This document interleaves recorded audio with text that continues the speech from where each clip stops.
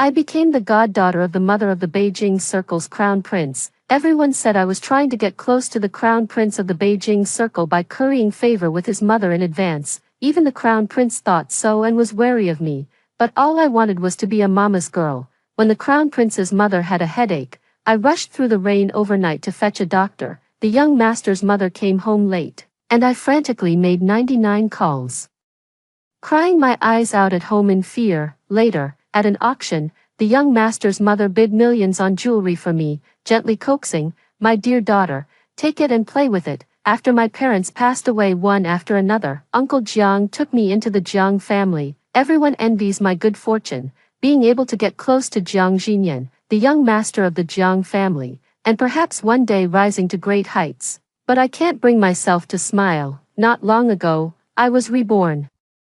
Only after my death did I realize that I was merely the villainous supporting character in a story, allowed to live in the male lead's home because my father had once saved his father's life. Taking advantage of the Jiang family's affection for me, I relentlessly framed the female lead. In the end, my schemes were exposed. I was driven out of the Jiang family, left to wander the streets, and met a tragic end. They say heaven never seals off all exits, but when it does, there truly is no way out.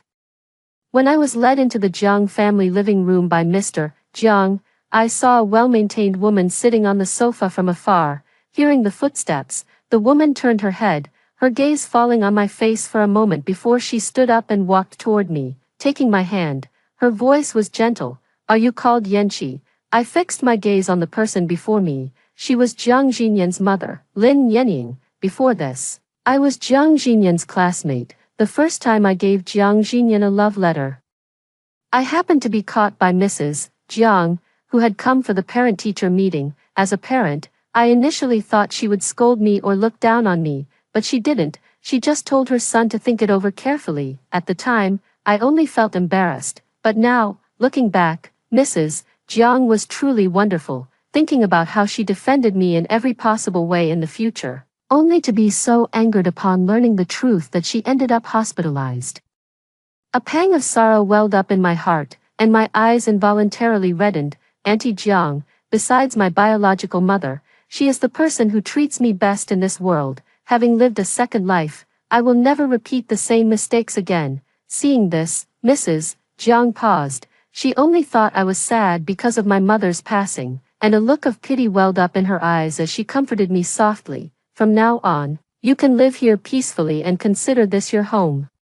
With tears in my eyes, I asked, "Can I call Aunt Jiang my godmother?" As soon as I spoke, everyone present froze. Even Mrs. Jiang was stunned, but soon, she snapped back to reality and looked at me with a complicated expression. However, in the end, she didn't refuse me. "Sure, wah, she really is. I'm crying to death." However, Jiang Xinyan, who followed Uncle Jiang in, didn't have such a good attitude. He gave me a cold glance, his eyes clearly saying, "Even if you try to please my mom, it's useless. I won't like you." I ignored him. After all, I only lost love, but I gained a mother who dotes on me. Thinking of this, I immediately linked arms with Mrs. Jiang and asked her softly, "Godmother, where is my room? Can you take me to see it?" I didn't know how cunning and obedient this expression of mine looked in the eyes of outsiders. Seeing this, Mrs. Jiang glanced at her son, sighed softly in her heart, and tactfully said, "Yanqi, Xinyan doesn't really like having someone live next to him. How about you stay next to my room instead?" After saying that, she glanced at my expression, expecting me to be disappointed, but to her surprise, my eyes suddenly lit up. "Great, wow, how could such a good thing happen?" Hearing this, Jiang Xinyan, who was about to stand up and coldly reject me, froze mid-motion, his butt hovering in the air as he turned to look at me in disbelief. "Me? Why are you looking at me? Afraid I'll steal your mom away?" Hey, that really could be the case. I smoothly settled into the largest secondary bedroom next to the master bedroom. As soon as you open the door, you can see the beautiful Mrs. Jiang. My mood instantly brightened. Although Mrs. Jiang hasn't grown as close to me as she did in my past life, it's okay. I'll take the initiative. Uncle Jiang is very busy with work and often travels on business, so he's rarely at home. During my second weekend staying at the Jiang family's home, Uncle Jiang went on a business trip. That night, I deliberately changed into a cute set of pajamas, took some fruit, and knocked on the door of the master bedroom. "Godmother, are you asleep?" It was quiet inside for a moment before a voice came out. "Not yet, come in." I pushed the door open and entered, but was startled when I saw Mrs. Zhang's pale face. "Godmother, what's wrong with you?" In my past life, I did try to please Mrs. Jiang, but my heart and eyes were always on Jiang Xinyan, so I only had a vague understanding of Mrs. Jiang's situation. I only know that she developed a condition after giving birth to Jiang Xinyan, and she gets headaches whenever it rains. It happened to be the rainy season in June, and the sky had already turned dark and gloomy by evening. At that moment, a torrential downpour began. Raindrops pounded against the window, thudding loudly. Seeing my concern, a gentle smile appeared on the woman's pale face. "It's an old issue, nothing serious. Once the rain stops, I'll have the family doctor come take a look." Before she could finish speaking, her brows furrowed, clearly in great discomfort. I grew anxious at once. "How can we wait for this? I'll go and fetch a doctor right now." With that, I set down the fruit and dashed outside. "Hey!" Behind me, Mrs. Jiang called out twice in succession, but she couldn't stop me. But just as I was about to go downstairs, I happened to run into Jiang Xinyan, who was coming up from below. As we passed each other, the 17-year-old boy glanced at my pajamas, his eyes flickering slightly, and he averted his gaze somewhat awkwardly. "Shen Yanqi, you." Before he could finish his sentence, I grabbed his wrist. He couldn't dodge it and instinctively turned his head to look at me. Caught off guard, our eyes met. I wasn't sure if it was my imagination, but the tips of his ears seemed to turn slightly red. However, I didn't pay it much mind and quickly said, "You just got back, so your car hasn't left yet, right? Where does your godmother's family doctor live? Send me the address." "Damn it, I'm so anxious." Jiang Xinyan, the person in front of him, was stunned for a moment before snapping back to reality, instinctively replying, It's still there. Why are you asking about this?" Jiang Xinyan's words were cut off before he could finish. "Godmother isn't feeling well. I'm going to call the family doctor to check on her." With that, I let go of his wrist and turned to head downstairs, but before I could take more than a few steps, he grabbed hold of me. I instinctively turned back. "What's wrong?" Jiang Xinyan's eyes flickered slightly, but his tone remained calm. "Are you planning to go like that?" Hearing this, I glanced down at my outfit, clicked my tongue in annoyance, shook off his hand, and dashed upstairs. In 3 minutes, I slipped into a dress, and in 2 more, I rushed out the door. The whole process was as smooth as if it were sped up 3 times. I was flying ahead, with my hair chasing behind. Focus on speed. Seeing this, Jiang Xinyan's lips moved slightly as if he wanted to say something, but I had already pushed the door open and quickly disappeared from his sight, leaving him standing alone in the center of the spiral staircase. Jiang Xinyan, Xiao Hu bot file anti-piracy, find book robot choose Xiao Hu, stable, reliable, no stepping into pitfalls. By the time I returned with the family doctor and finished examining Mrs. Jiang, it was almost midnight. "Good child, you've worked hard." Mrs. Jiang leaned against the headboard and, seeing sweat beading on my forehead from the heat, picked up a tissue and beckoned me over. I naturally crouched down beside her, and her warm hand gently brushed across my forehead. Up close, I could even smell the faint scent on her, mixed with the smell of medicine, a very reassuring scent. I naturally acted coquettishly toward her. "I'm just glad you're okay." Hearing this, a clear smile appeared on the woman's face, her gaze softened, and she patted my hair. "It's very late, go to sleep." "Me." "Okay." Jiang Xinyan was also there, but he didn't react much. It wasn't until we walked out the door together and were almost back to my room that, seeing I still had no intention of speaking, he couldn't help but glance at me, cleared his throat, and said in a somewhat unnatural tone, "Thank you for tonight." My mind was completely preoccupied with Mrs. Jiang, and I didn't really hear what he said, so I just absent-mindedly mumbled a couple of ahas. Hearing this, the young man lowered his eyelashes slightly, pursed his lips, and then said firmly, "But I won't accept that love letter you sent before. You should focus on your studies instead." Suddenly, there was a bang. Jiang Xinyan abruptly looked up, only to see the door in front of him tightly shut, leaving him isolated outside. A rare trace of confusion and bewilderment flickered in his eyes. Was he the clown all along? The weekend flew by in the blink of an eye, but that doesn't matter. As summer vacation is still ongoing, the summer break before starting high school is exceptionally long, lasting nearly 3 months. During this time, thanks to my persistent efforts, my relationship with Mrs. Jiang has grown much closer. Me in the morning, good morning, godmother. Mrs. Jiang, morning, me at noon, godmother. What's for lunch, Mrs. Jiang?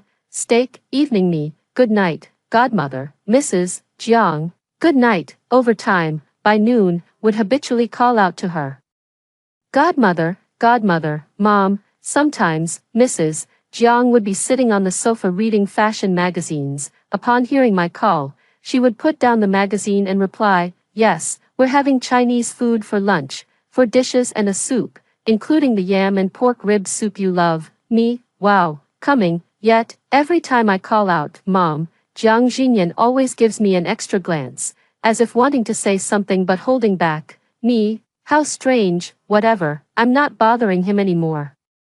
He must be really happy. The 3-month holiday passed by like flowing water, and in the blink of an eye, it's almost time for school to start. At first, I didn't think much of it. After all, I've lived a second life now, not really a 16-year-old girl anymore. I can be independent and self-reliant. But when I actually arrived at school, within a day, an indescribable sadness welled up in my heart. Woo-woo, I really want to go home. Sitting in the auditorium listening to the principal's long-winded speech, I couldn't help but send a message to Mrs. Jiang. 9:34, Godmother, I'm listening to the principal's speech. 10:10, the principal has been talking for so long, my head is about to fall asleep. 10:25, it's finally about to end. Firecrackers, JPG. After this message was sent, soon, Mrs. Jiang replied. Fairy Mom, you should listen carefully in class. Fairy Mom, if you're really sleepy, find a tall classmate and sit behind them to take a quick nap. Fairy Mom, that's great. Setting off firecrackers, JPG. Looking at those replies, I felt both amused and satisfied. Just as I was about to say something more, I heard a murmur of discussion from the crowd. Is this the freshman representative? He's so handsome. It seems to be Jiang Xinyan. I heard he was the top scorer in the high school entrance exam. Hearing the familiar name, I instinctively looked up and saw a young man in a school uniform walking onto the stage. Jiang Xinyan was tall and slender, with a refined and handsome face. Even dressed in the most ordinary blue and white school uniform, he couldn't hide his noble and elegant demeanor. But I'm not sure if it's just my imagination. Before delivering his speech, Jiang Xinyan's gaze swept over the crowd, paused on me for a few seconds, then withdrew. His back was as straight and upright as a slender bamboo.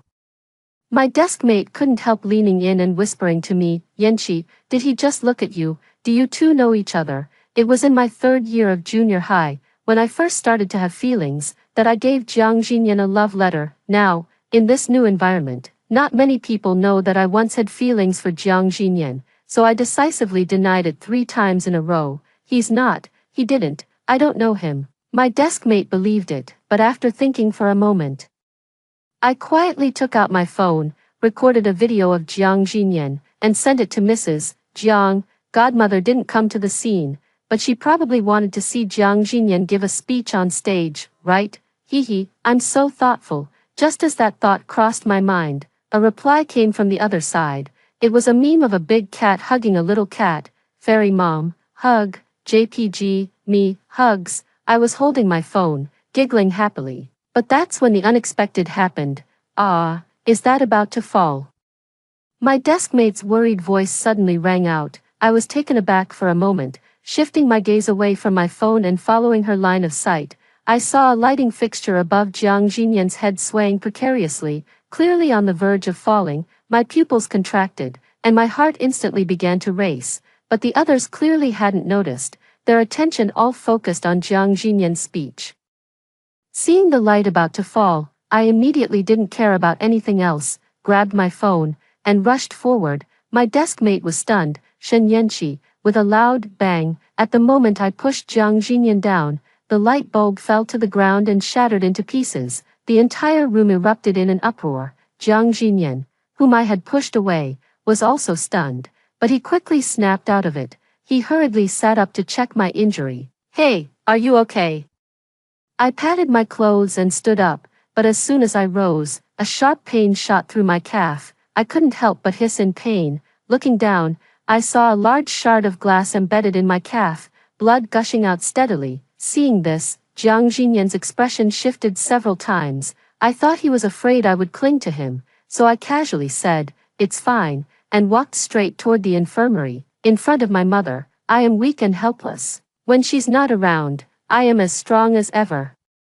But I didn't expect that, before I had taken more than a few steps, my wrist would be gripped by a strong hand. A familiar, clear voice reached my ears, carrying a hint of barely noticeable concern. "Don't move, I'll carry you." I froze for a moment. In front of me, the young man's jaw was tightly clenched. His tone wasn't exactly gentle, but it wasn't impatient either. I fell silent for a moment, then glanced back at the female lead, who was still in the crowd. Has the plot deviated? Or am I hallucinating from being hit? No sooner had this thought crossed my mind than Jiang Xinyan spoke again.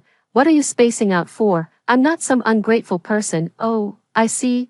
I understood and gave him a smile. "Then I'll trouble you," polite yet distant. The young man's gaze flickered slightly, but he didn't say much, responding in a muffled voice.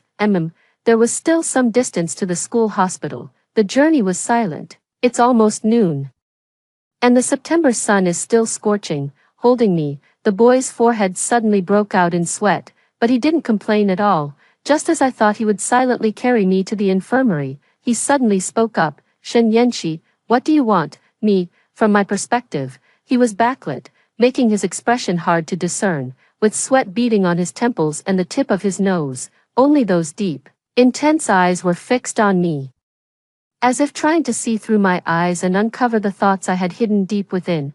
But unfortunately, I had hidden nothing. I met his gaze calmly. "Don't overthink it. If you get hurt, your godmother will worry." Godmother is so good to me.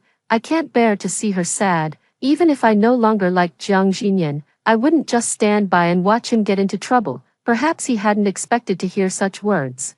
As Jiang Xinyan's gaze trembled intensely, after a long while, he managed to squeeze out a sentence. "If you were injured, we would worry just the same." He spoke softly, and I didn't catch it clearly, but when I tried to ask again, he had already quickened his pace, clearly not intending to repeat it. However, this incident was just a small interlude, and I didn't take it to heart, but I couldn't help feeling a bit down. Just as I reached the infirmary, my phone, which was in my pocket, suddenly rang. I hopped out of Jiang Xinyan's arms, fished out my phone, and my eyes lit up the moment I saw the caller ID. While being helped by the doctor toward a chair, I answered the call. As soon as I opened my mouth, my voice unconsciously turned pitiful. "Hello, godmother, I fell today, and it hurts so much." Beside him, Jiang Xinyan, who had been calm all along, suddenly paused his steps, his ears twitching slightly as his gaze shifted over. I didn't notice and continued on my own,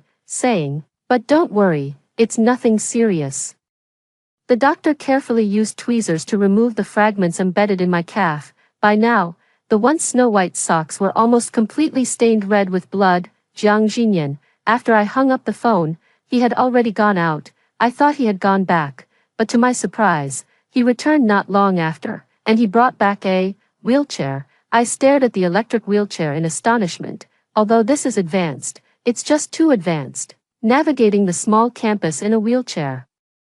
Doesn't this put you years ahead of your peers? Jiang Xinyan's expression remained calm. "You got hurt because of me, so I'll take responsibility for taking care of you." Me, "Thanks, but that's really not necessary." Thanks to Jiang Xinyan, I successfully ended up in a wheelchair at a young age. But the strange thing is, he doesn't even seem to feel awkward about it. After class, follow me and go get me some food and water. The one who should have been outstanding in posture, sweating on the basketball court, is now eating with me and calling my mom to report on the day's events. Mrs. Zhang's voice was as gentle as ever. "Have you two eaten?" Jiang Xinyan, "Yes," I replied. I had shredded pork with garlic sauce, stir-fried eggplant, and braised pork ribs. "Mrs. Jiang, did you eat enough, sweetie?" Me, "Yes, yes, yes." "Have you eaten yet?" Mrs. Jiang, I had steak, mostly." It was Mrs. Jiang and I who were talking.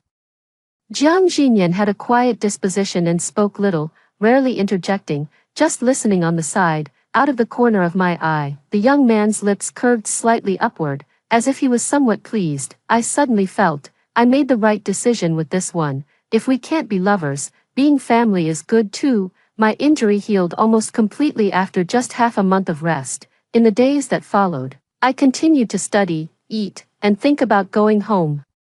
The days at school passed neither quickly nor slowly. After a few weekends had come and gone, it was already December, and the weather suddenly turned cold. Before the winter break, the school held a New Year's Eve performance. Jiang Xinyan could play the piano, and it was said that he would perform a duet with Yu Wenyi. At first hearing Yu Wenyi's name, I didn't react immediately, but upon careful thought, isn't this the female lead?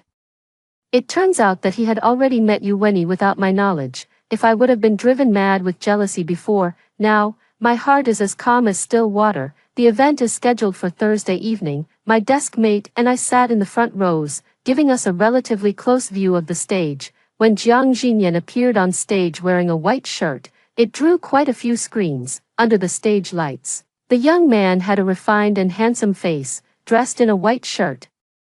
With long legs clad in black trousers, he sat down on the piano bench at a steady, unhurried pace. Beside him, a girl in a light-colored chiffon dress looked gentle and captivating, with soft, charming eyes and brows. As the beautiful piano music began, their coordination was almost seamless. My desk mate couldn't help but lean in and whisper to me, "Yanqi, don't you think they're actually quite a good match?"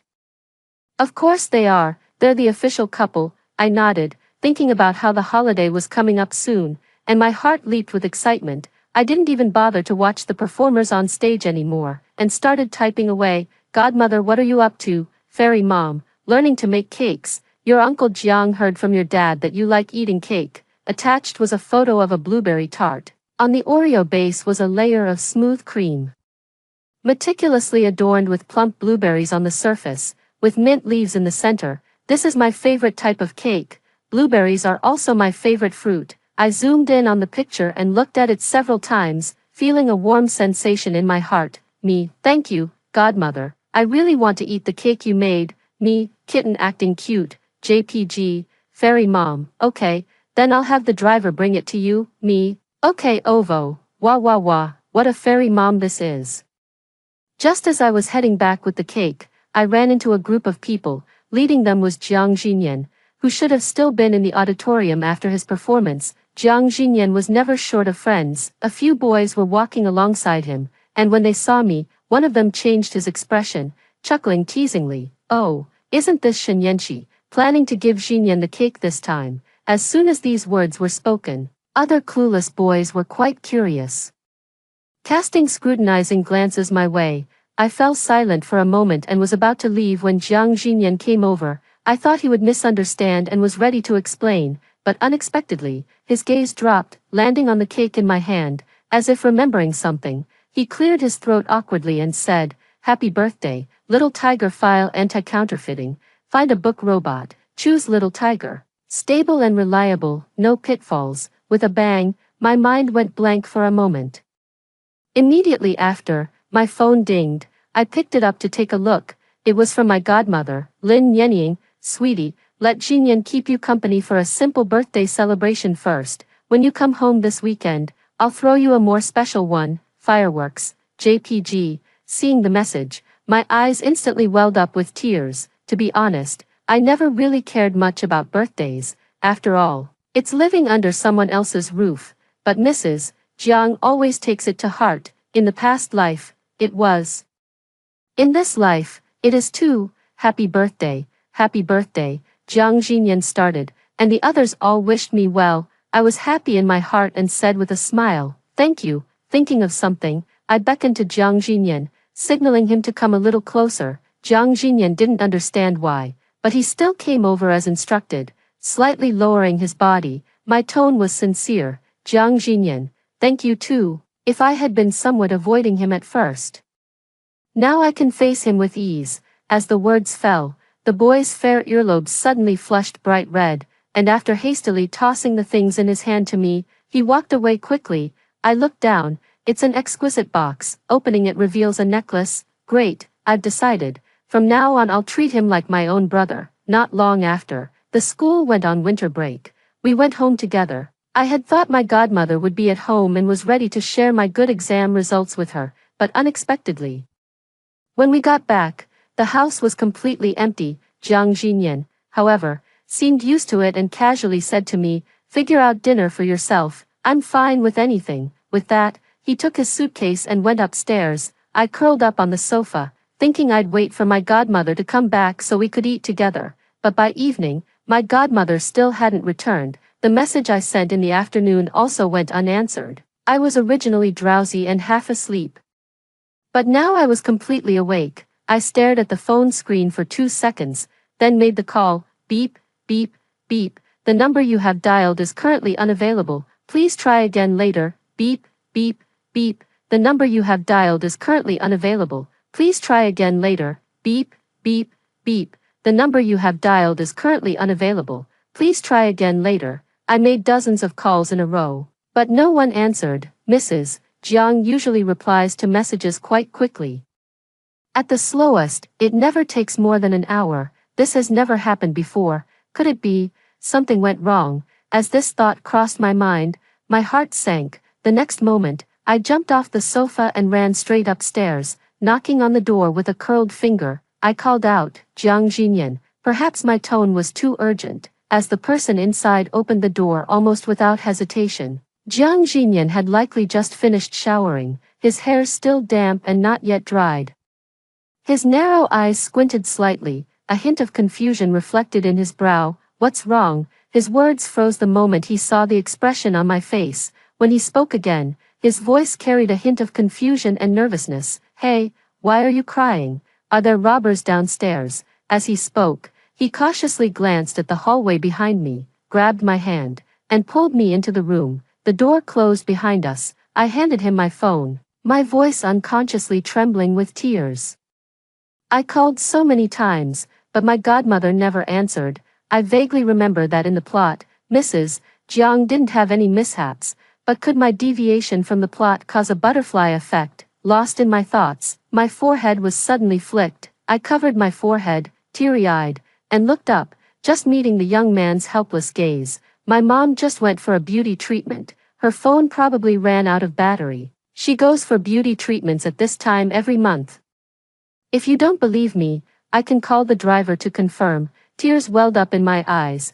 Then you call. Jiang Jinyan rubbed his forehead. All right. The call connected quickly. A familiar woman's voice came through the line. "Jinyan, what's the matter?" Jiang Jinyan glanced at me, his brows slightly raised. "Shen Yanqi has been calling you a lot, and you haven't been answering. You've scared her to tears." It took me a moment to process this, and my face flushed with embarrassment. On the other end, Mrs. Jiang fell silent for a moment before her voice softened considerably. "I'm sorry, my phone ran out of battery, and I lost track of time. I didn't mean to worry you, sweetie." Hearing that term of endearment, my irritation instantly melted away, and my voice softened. "I'm fine, please come back soon." After hanging up the phone, my voice returned to normal in an instant, and I calmly said, "Then I'll head downstairs." "Jiang Jinyan, what about the meal?" I rubbed my nose. "Probably, maybe, start cooking now."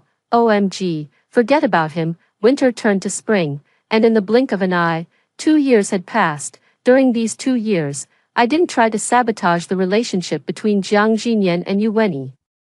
But it seemed that even without my interference, they hadn't made much progress either. After the college entrance exams, summer vacation arrived once again. On the second day of the holiday, Mrs. Jiang specially made travel plans for us. Uncle Jiang had to fly abroad for a business trip, so only the 3 of us could visit a famous historical site. I had thought Jiang Jinyan would be unwilling to go with me, but to my surprise, when Mrs. Jiang brought it up, the young man sat upright on the sofa and did not voice any objection. Seeing this, Lin Yanning glanced at him a few more times, then turned her gaze back to me, her red lips curling into a slight smile. I didn't understand why, but I was too lazy to think about it. But by the next day, I understood. After boarding the plane, I looked at Jiang Jinyan sitting next to me and felt my vision darken. Mrs. Jiang was sitting a bit farther away from us. When she saw me looking, she smiled slightly. As if in encouragement, my silence is deafening. I just want to sit with my mom, with no other choice. I took out my eye mask and put it on, closed my eyes. The world has nothing to do with me. I am a fragile, malicious female supporting character, unable to withstand the harsh blows of the plot any longer. Beside me, the person who had been reading glanced at me lightly, their face turning red and pale alternately, and finally darkening. I slept the entire way until we reached our destination. A cold voice came from beside me. Wake up, if you keep sleeping, the plane will have circled the earth 3 times. I took off my eye mask, and my eyes struggled to adjust to the sudden brightness. After a few minutes, I finally opened my eyes, just in time to meet the handsome face of the young man. In the sunlight, the young man's features were smooth and clear. When he turned his gaze, the color of his pupils was somewhat light, yet strikingly beautiful. The only thing that ruins the aesthetic is the small flames flickering in his eyes. Me, oh no, I just took a nap. Who made him angry? I don't really understand. I asked my godmother, and she said she doesn't know either. Maybe it's because the weather is too hot. Once we get off the plane, we'll head straight to the airport duty-free shop. Jiang Xinyan was enveloped in a low-pressure atmosphere, but after we finished shopping, he would still help us carry the bags with a dark expression. On the way back, he remained silent the entire time. I chatted with my godmother all the way, planning the afternoon's itinerary. There is a very famous ancient town here, which is beautifully lit with colorful lanterns at night, so after lunch, the group headed to the ancient town. The sun was blazing, but the ancient town was still bustling with people, with shops lining the streets one after another. Jiang Xinyan followed behind us, walking along absent-mindedly, as the sun set. The entire ancient town seemed bathed in a golden glow, as beautiful as a fairyland. Mrs. Jiang held the camera in her hand, walking a few steps ahead of us, and said with a smile, "You two stand there, I'll take a photo for you." Hearing this, I paused in my steps and instinctively turned to look at Jiang Xinyan. He, however, showed no reaction and naturally stood beside me. Amid the sound of a few clicks, my thoughts returned, and I suppressed the strange feeling in my heart.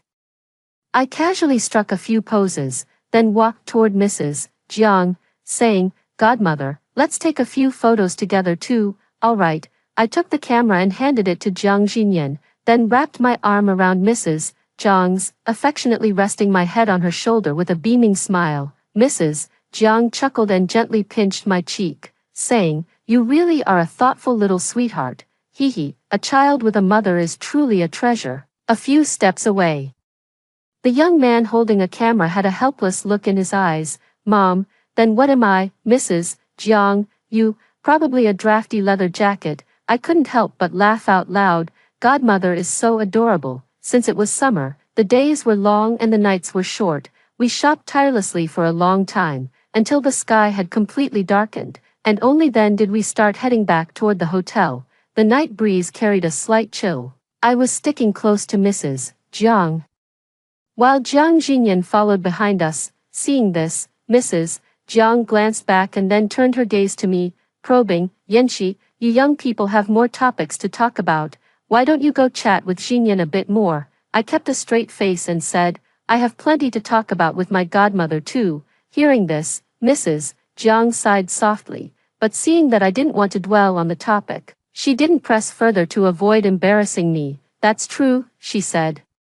I didn't say anything more. When we returned to the hotel, I escorted Mrs. Jiang back to her room and was about to go to my own when Jiang Xinyan stopped me. In the dimly lit corridor, the young man looked calm and composed as he asked me, "What did you say to Mom?" Hearing this, my gaze flickered slightly. Thinking of Mrs. Jiang's hint, I instinctively looked up. In front of me, the young man stood a head taller than me, his eyelashes lowered, allowing a clear view of his thick, long lashes. His nose was high-bridged, his lips neither too thin nor too thick, a face that was stunning at first glance. To be honest, Jiang Xinyan truly had the qualities that could make people like him, the person I used to be.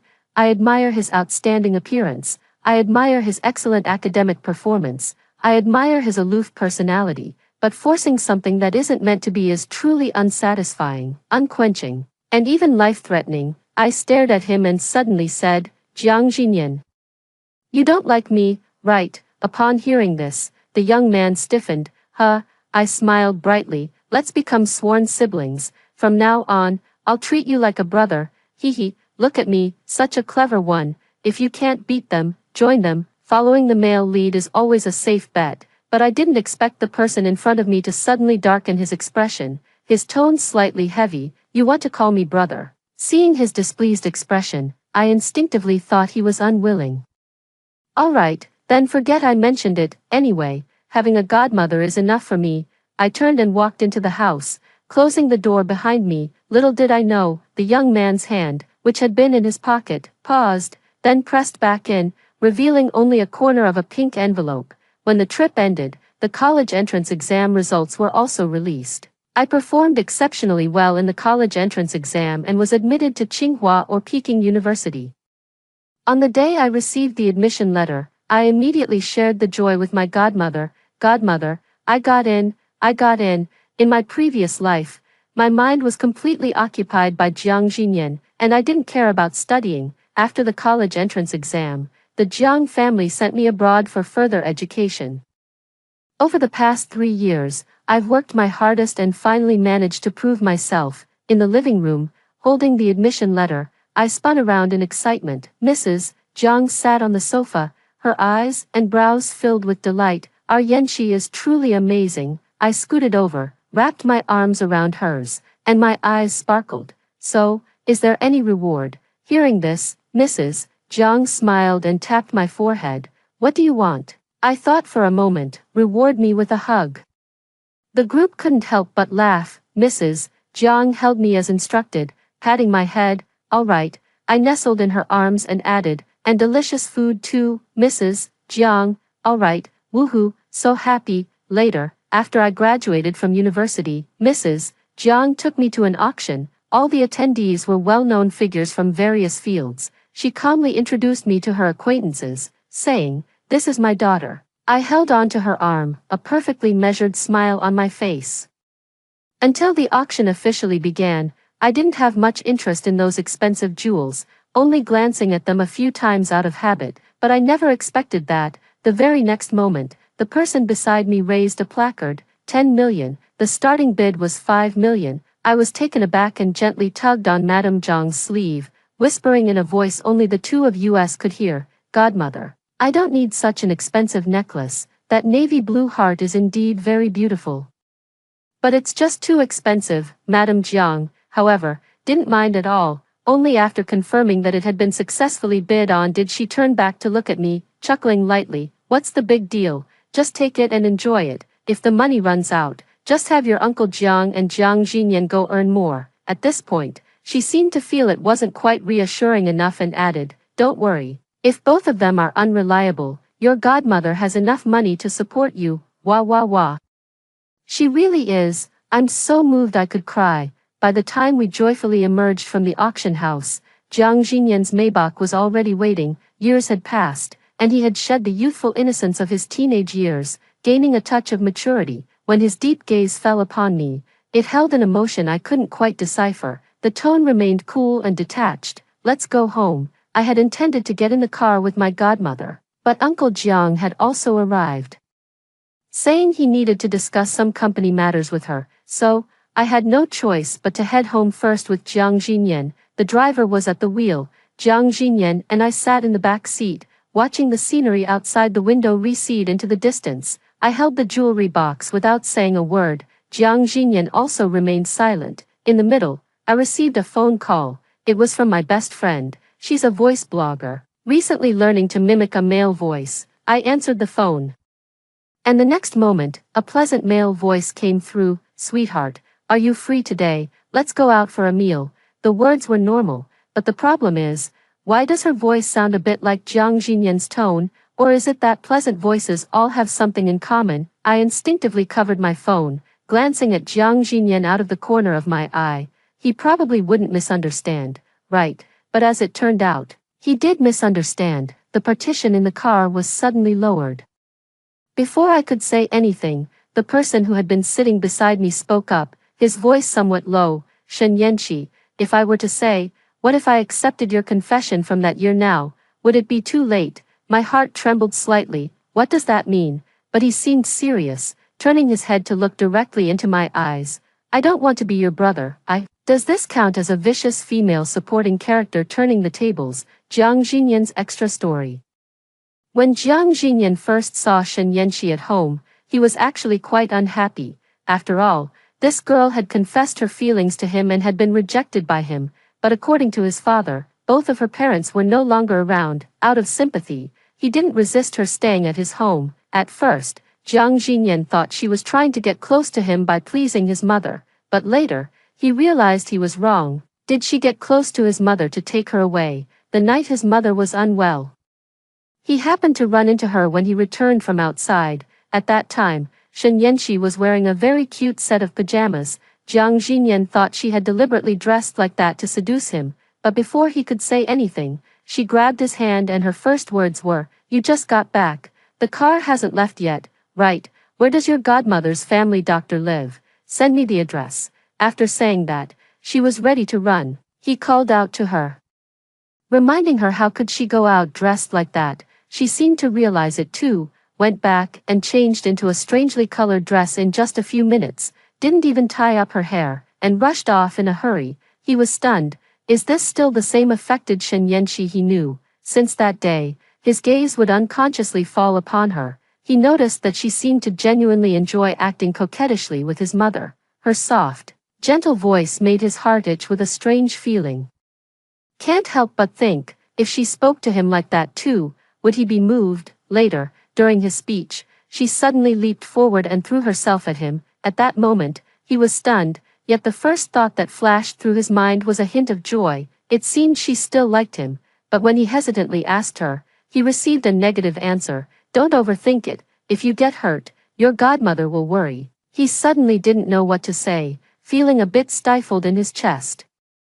Almost instinctively, he said, "If you get hurt, we'll worry too." Yeah, she's just a girl, as Mom said. With her parents gone, she already has to bear more than most people. We should take extra care of her. At that moment, a vague, indescribable feeling welled up in my heart. This feeling lasted until her birthday. He heard from his mother that she used to love the piano pieces her parents played together. So when the girl named Yuweni approached him to perform a duet, he didn't refuse. He thought, she should be happy, right? What a pity, his playing seems not as good as the cake his mother made. Later on, high school graduation arrived. His mother saw what was on his mind and arranged for him and her to sit together. He had originally wanted to bring up the matter of that love letter again. He wanted to say that he was starting to like her a bit, but she was fast asleep with her head covered. He was angry the whole way. She seemed completely unaware, even that night.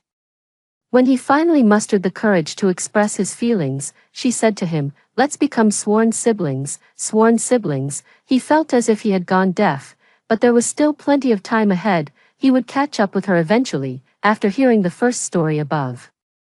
What are your thoughts? Feel free to share your opinions in the comments section. Next, there is another similar story. Let's continue to see. While the film Emperor was live streaming, I walked out of the bathroom wrapped in a towel. At that time, his agent was trying to clarify the rumors. No matter whose house collapses, it won't be ours. If we really had some pampered canary, I would still be at Zhou's place. Before the words were finished, the barrage suddenly started spamming question marks in unison. Who the hell is that woman? The agent and the film Emperor turned around with puzzled looks. I rubbed my eyes and mumbled, "Bro, where's my shampoo?"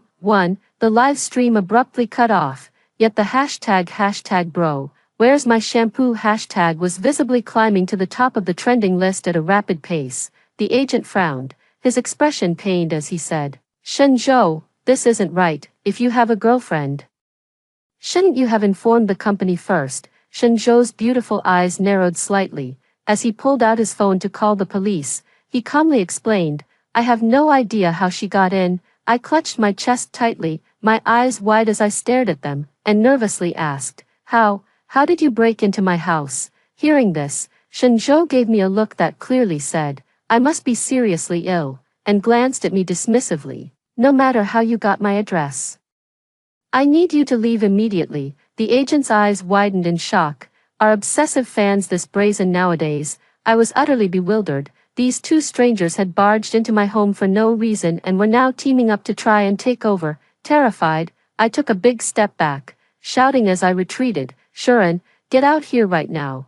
There are thieves in the house." Hearing the name, Shinjo's expression shifted slightly. He set down his phone and asked me in a low voice, "You know Sharon?"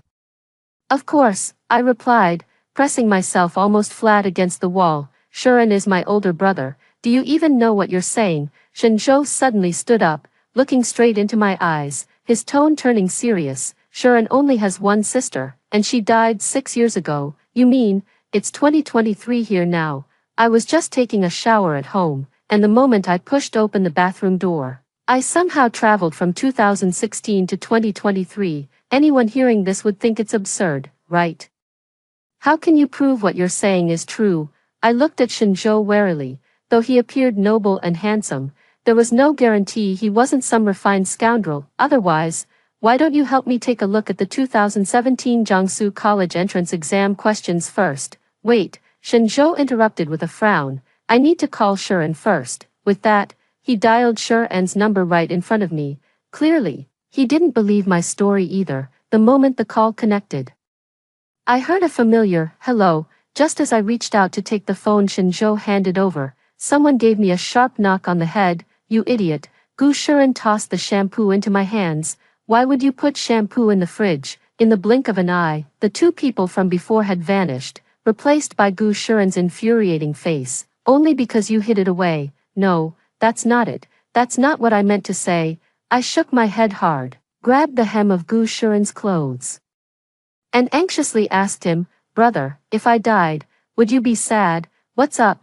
Gu Sharon's eyes clearly froze for a moment, but he quickly returned to his usual playful demeanor. "Gu Shining, did you fail your weekly exam again?" "Ha ha ha, you're dead when mom and dad get back from their business trip." After saying that, he twirled the motorcycle key on his finger and went out to hang out with his group of troublemaker friends. I went back to my bedroom alone, turned on the computer, and typed Shinjo's name into the search bar. No useful entries were found, which indicates that in 2017, Shinjo was still a nonentity on the internet. By the time Gu Sharon got home, it was almost 11 o'clock. God knows how long I had been waiting for him. I blocked him at the doorway and asked, "Do you know Shinjo?" Upon hearing this name, Gu Sharon finally turned his gaze to me, his expression darkened, and he suddenly spoke seriously, warning me, "Gu Shining, listen carefully. You have only half a year left before the college entrance exam. Don't let your mind wander to things you shouldn't. Our Gu family is counting on you to get into a good university and bring honor to our ancestors." The implication is that Shinjo is indeed a real person. Then, his claim that I would die in the summer of 2017 must also be true, too. The next morning, I was late for class. My deskmate gently nudged my arm and quietly propped up the draft paper, which had the page numbers of the text we were about to recite written on it. I quickly nodded at her gratefully. My deskmate is the typical good girl, quiet in nature. Although she doesn't stand out much, everyone who mentions her has only positive things to say. If I were to be killed by accident, my deskmate would definitely not be the murderer. The countdown to the college entrance exam is updated on the blackboard every day, and the invisible tension is growing thicker. Everyone is busy, all eager to seize this life-changing opportunity. Life is far from a TV drama. In this prestigious high school known for its strictness, there are no grand campus romances, and incidents of bullying are almost unheard of. If homicide can be ruled out, could my death have been nothing more than an accident? Worried and anxious, I endured until the end of the evening self-study session. The math teacher kept us a little longer to finish explaining the last major problem. It's now 10:15. And the last bus home is at 10:20. If I miss it, I'll have to take a taxi home. I quickly grabbed my backpack and dashed toward the bus stop. Just as I ran out of the school gate, someone suddenly reached out and grabbed my arm, startling me. "What are you running for?" A voice that begged for a beating rang in my ear. In a hurry to be reborn, Gu Sharon plopped a helmet onto my head and yawned, saying, "Your lousy school lets out way too late." I almost fell asleep waiting. "Hurry up, my lady." Seeing me still standing there in a daze, he turned his head and glared at me impatiently. "I have things to do later." I pouted and responded, "Oh." I quickened my pace and walked toward him. Just then, his phone suddenly rang. He pulled it out of his pocket, answered a few words perfunctorily, and his expression began to darken. I heard him say, "Damn, are you saying Shinjo got into a fight with them? Wait for me, I'll be right there." He hung up the phone and quickly instructed me. "Take a taxi back by yourself, I've transferred the fare to you." With that, he turned the key and sped off like the wind. My phone vibrated softly, notifying me of a new transfer. Before the screen went completely dark, I decisively reached out and stopped a passing taxi.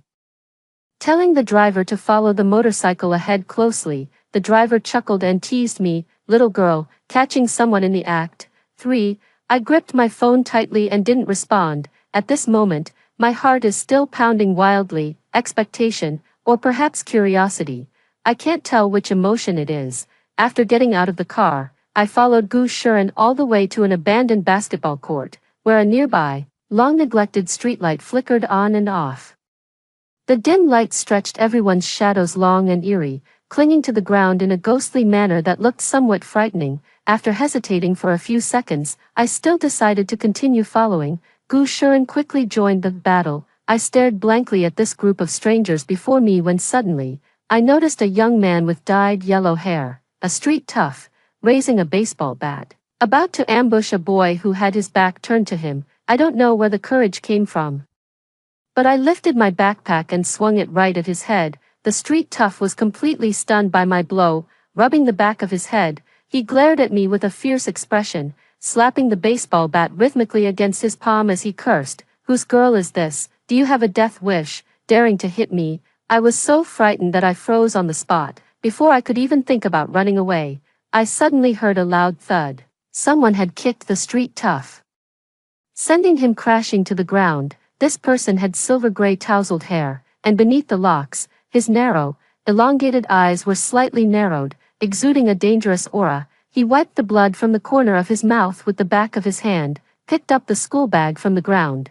and tossed it back to me. In a weary, lazy voice, he warned me, "Grown-up matters are none of a kid's business. Don't meddle, Sho. What's going on over there?" When Gu Shuren saw that it was me, his face immediately fell. "My dear lady, what are you doing here? Go home right now." "Ah, Zhou, ha, how could the person in front of me be Shinjo? It's not that they look completely different, it's more like there's no resemblance at all." I felt as if my head had been struck hard by someone, and for a moment, I couldn't even think straight. To make matters worse, he turned slightly, tilting his head to look at me, and asked, looking for me, "Excuse me," holding my backpack.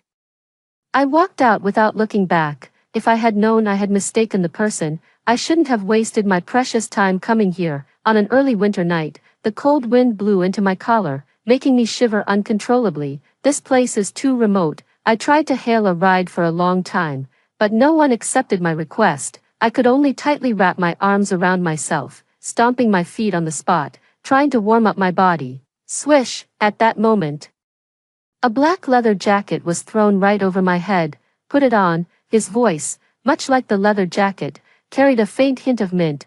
Cold and distant, he said, "Your brother asked me to take you back." After dropping me off at the entrance of the residential complex, Shinjo drove away without saying another word. Throughout the entire journey, I had practically buried my head in my knees. Feeling utterly embarrassed and extremely nervous, I even forgot to return the leather jacket to him. Dazedly walking up to the access control gate, just as I was about to enter the password, my fingertips suddenly touched something cold. Looking up, I realized it had started snowing, for, after arriving home, I first took a hot shower, hoping to calm myself down. However, the moment I pushed open the bathroom door, I found it impossible to stay calm. Shinjo. As I spoke, my upper teeth accidentally knocked against my lower teeth, producing a clicking sound. At that moment, Shinjo, dressed in an expensive silk pajama set, was sitting on the sofa wrapped in a Hermes blanket, reading a book. Meanwhile, I had just finished showering and was wearing the cheap SpongeBob SquarePants onesie that Gu Shuren had given me. In comparison, I looked like a complete clown. When Shinjo saw me, his eyes suddenly lit up. He gently set the book aside and was about to speak when I blurted out, "Have you had plastic surgery?" The question clearly caught him off guard. I caught a flicker of displeasure on his face, but it vanished almost instantly, maintaining his usual elegance and politeness. He replied, "No, what's this? These two people have completely different temperaments, yet their voices are so similar." More importantly, he stood up and looked at me, his expression as serious as my homeroom teacher's. "You should be more concerned about who exactly killed you. It seems that after two bizarre chance encounters, we have both tacitly accepted the matter of time travel." I shook my head and explained to him with rare seriousness, "I've been thinking about it all day. My grades, family background, and looks are all pretty average, so I doubt anyone would kill me out of jealousy. Besides, I don't have any special hobbies or interests. My daily life is just a routine between 2 points." "I know," Shinjo said, unwilling to waste any time, as no one could predict how long this meeting would last. "On the night of June 1st, you will die from a fall from a great height." He succinctly laid out all the suspicious points for me. First, the door to the rooftop is usually locked, but it was open that day. Second, the surveillance camera facing the stairwell was broken. It certainly sounded like a perfect murder, but who would go to such lengths to kill an ordinary high school girl? Then, he posed another question. "Have you encountered anything upsetting lately?" "Impossible." I told him resolutely. "Are you suspecting that I would commit suicide?" "That is absolutely impossible. I have parents who love me dearly, and an older brother who always argues with me but whom I still love deeply. Even if the sky were to fall, those three would hold it up for me. Why would I ever consider suicide?" "Indeed," Shinjo sighed softly. "Sure, said the same thing to me back then. It seems you really are goo shining." With no leads to follow, both of us fell into silence. I looked out the window with a sense of boredom, never expecting that after 6 years, it would snow here again. Only half a year left. "What?" Shinjo was taken aback for a moment, then lowered his head to look at me. "You're already a big star." I turned away, feeling a bit insecure. "You probably don't have as many regrets as I do." At that moment, however, I heard a whisper even softer than my own heartbeat. "I have one too." I wanted to turn around and ask him what his regret was, but all I saw was Gu Shuren's face, which looked almost ready to explode with anger. This time, the past lasted a bit longer than before. Gu Shuren grabbed my shoulders, his eyes red as he warned me, "Gu Shining, listen to me carefully. Before you graduate from college, don't even think about dating. Not only is the door closed, but the windows are shut too, and my life might be in danger as well. This is a secret that cannot be spoken." 5. It turns out that Gu Shuren never asked Shinjo to take me home. He saw the leather jacket I had hung on the coat rack and thought I had willingly gotten into Shinjo's car and even brought him inside, which is why he got so angry. During the months my parents were away on business, he seemed to pay extra attention to my every move. "Why did you have to follow me here?" Gu Shuren said with a stern face. "Wooen is like a dog. Once he latches onto you, it's impossible to shake him off. Do you know that?" Gu Shuren told me that the yellow-haired delinquent was named Wooen. A few months ago, Wooen was caught red-handed by Shinjo while trying to steal from a convenience store. The store owner called the police on the spot, and Wooen was sent to the police station. From then on, Wooen held a grudge against Shinjo, constantly looking for an opportunity to retaliate, until he seized the chance today. I nervously swallowed and whispered a small lie. "Bro, I know I was wrong. I was just afraid you'd go pick a fight with someone. Hurry up and go do your homework." Gu Shuren crossed his arms, his cheeks still flushed with lingering anger, and snapped at me impatiently. "Starting tomorrow, I'll be picking you up and dropping you off for school." I nodded. But as I returned to my room, I couldn't help but wonder, could Wooen be the one who killed me? The next day, I struggled to crawl out of bed, thinking that Gu Shuren's words from yesterday were just offhand remarks. After all, he's an even worse early riser than I am. Who would have thought he'd actually get up earlier than me today? "Let's go," he said with a yawn, his voice thick with a nasal tone. Pop. It felt like a bubble bursting beside my ear. The morning classes finally ended amid my overwhelming drowsiness. "Sorry, classmate, could I borrow your meal card?" The line in front of the cafeteria window at noon is always long. Just as it was almost my turn, the long-haired girl in front of me suddenly turned around and gave me a bright smile. "Su Sui ran from class 2 is like a glass of orange soda in summer. Her smile is always particularly infectious." "Ah, sure." I was taken aback for a moment but still handed over the meal card from my pocket. Later, Su Suiran added me on WeChat and asked me to go shopping with her over the weekend, saying she wanted to treat me to milk tea as a thank you. I had clearly declined her invitation, but on Friday after school, she stood smiling at the classroom door, gesturing to me and mouthing the words, "See you on Sunday." I was originally apprehensive about going out, but fortunately, Gu Shuren told me that Wuan had been arrested again for causing trouble, and because of his prior record, he might be locked up for a long time this time. The immediate danger was temporarily resolved, but I felt even more uneasy, with less than half a year left until my deadline. If Wuan isn't the murderer, then who could it be? 6. Over the past few days, I've been trying to return to 2023. I still have many questions I want to ask Shinzhou. But the bathroom door has opened and closed countless times, and the scene before me never changes. What happened those past few days feels as elusive as a dream. It wasn't until that Sunday afternoon, just after I finished washing my face and turned the doorknob, that a familiar face finally appeared before me once again. Shinzhou's hand rested on the other side of the doorknob, and I saw his beautiful amber eyes contract sharply with surprise.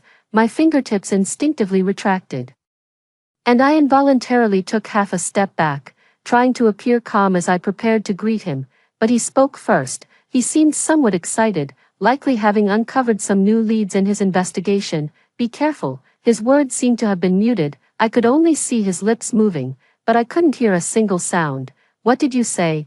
I mustered the courage to take a step forward, reaching out my hand toward him, wanting to get a little closer. "I can't hear you clearly."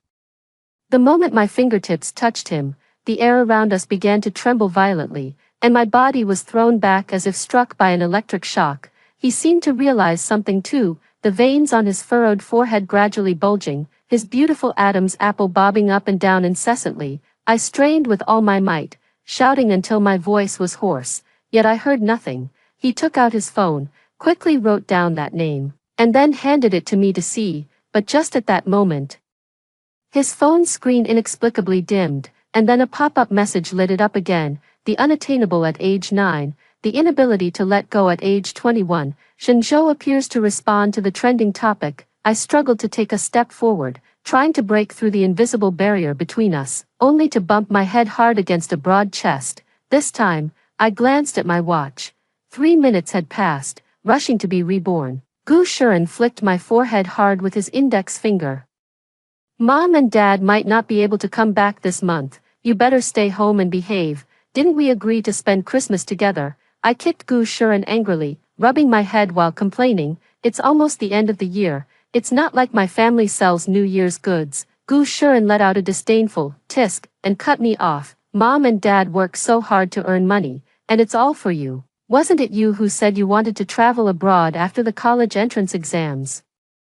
You should be secretly happy." He told me to stay home alone and do my homework, but he just picked up his bag and walked out. Hearing the click of the door closing, I silently counted from 1 to 100 in my heart, then, as if in a fit of pique, changed into my coat, hailed a taxi, and arrived at the meeting spot I had arranged with Su Suiran. 7. Today, Su Suiran was wearing a camel-colored pea coat, paired with a gray-pink plaid skirt below. If you looked closely, you could even see the light makeup on her face. It was as if youthful invincibility was written all over her. As for me, afraid of the cold, I had even dug out my down jacket overnight and thrown it on, with only the baby cream Gu Shuren bought for me applied to my face. "Here." Su Suiran shoved a hot milk tea into my hands, her eyes curving like crescent moons as she smiled. "Drink it while it's hot." I thought the meeting with Su Suiran would end quickly, but it lasted until the evening.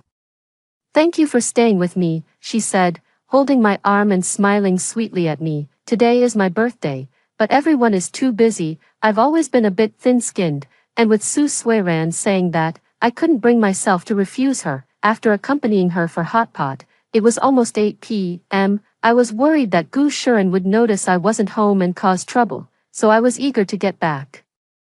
But Su Suiran looked at me with a pitiful expression and cooed, "Just one last place. Come with me to listen to a song, and after that, we'll go home together." "Okay."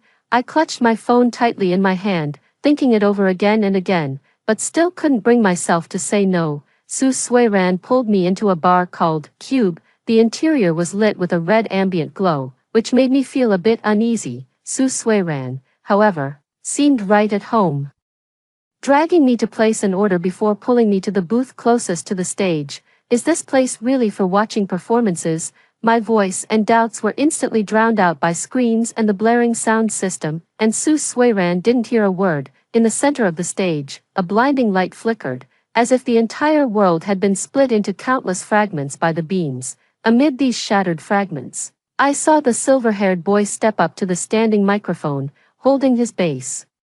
He was singing, though I couldn't make out the words, yet I could still clearly feel the fervor his entrance had stirred. Beside me, Su Suiran was screaming excitedly. She leaned close to my ear, her voice trembling with emotion, and said, "Ningning, look, Shenzhou is the best." Su Suiran truly lives up to being a top student in Class 2, excelling not only in academics but also showing remarkable talent in choosing her idols. In the near future, Shenzhou will stand on an even bigger stage, shining brilliantly. 5 minutes later, the singer on stage had changed, and Su Suiran, losing interest, was about to get up and leave when several unfamiliar men suddenly surrounded her. They placed a tray of drinks on our table, grinning drunkenly at us. "Hey there, little girls, want to have a drink with us?" Before we could refuse, the man in the lead began to make advances towards Su Suiran. I quickly pulled her behind me, mustered my courage, straightened up, and refused. "Sorry.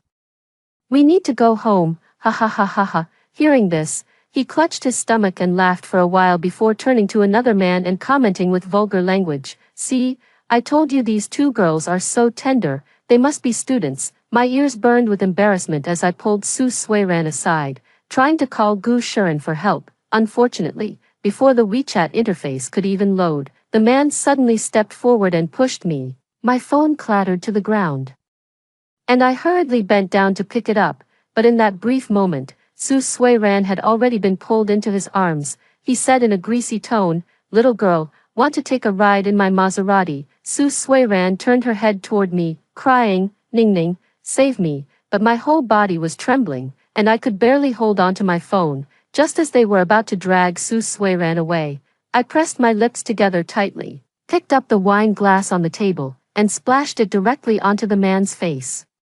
The man instantly became enraged, smashing the wine bottle with a loud crash, intending to use it to slash my face. The waiter, hearing the commotion, quickly grabbed the walkie-talkie to call for security, but it was already too late. My mind was on high alert, my legs trembling as I backed away. There were many onlookers around, but not a single one stepped in to help. Just as I had nowhere left to retreat, someone stepped in front of me, using their arm to block the man's wine bottle. I saw the crimson blood dripping down, drip, drip, mingled with the sound of my heartbeat, growing louder and louder. Boom, the ringing in my ears gradually grew so loud that I could hear nothing. Just then, I saw Shenzhou turn his head, looking at my face, his mouth also moving as if saying something. At that moment, his figure from 6 years later slowly overlapped with his present self, and I understood what he wanted to say to me. Live on, I'll be waiting for you in the future." 8.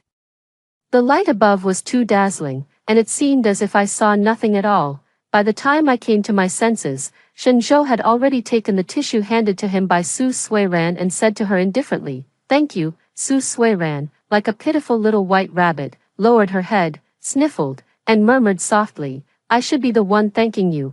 2 pink clouds seemed to be melting like ice cream on her face, making her look as adorable as a little fairy. Soon, security arrived and pulled the people apart. Those troublemakers seemed to have strong backing, offering a perfunctory apology before raising their glasses and staggering off to another table, continuing their tasteless attempts at flirting. At this moment, only I feel like an extra, not only out of place in their style, but also unable to join in the conversation, unlike the lively and cheerful Su Suiran, who could persuade Shenzhou to take us home in just a few words. On the way home, Su Suiran went to a nearby convenience store to buy band-aids. Shenzhou and I stood outside the door, several steps apart, unable to speak at all. Embarrassed, I shifted my gaze elsewhere, looking through the window into the convenience store. Suddenly, I noticed the handsome profile of the cashier, which looked somewhat familiar. At that moment, My phone vibrated abruptly, as if reading my mind.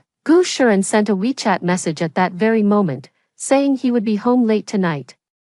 I quickly replied with, okay, and continued staring through the glass window, watching the cashier glance at his phone screen before slipping it back into the pocket of his apron. How could this be? Given our family's financial situation, it shouldn't be necessary for my brother to work to help support the household. Could it be that he got into some trouble outside and urgently needs money? At that moment, Shenzhou suddenly looked at me and asked out of the blue, "What are you looking at?"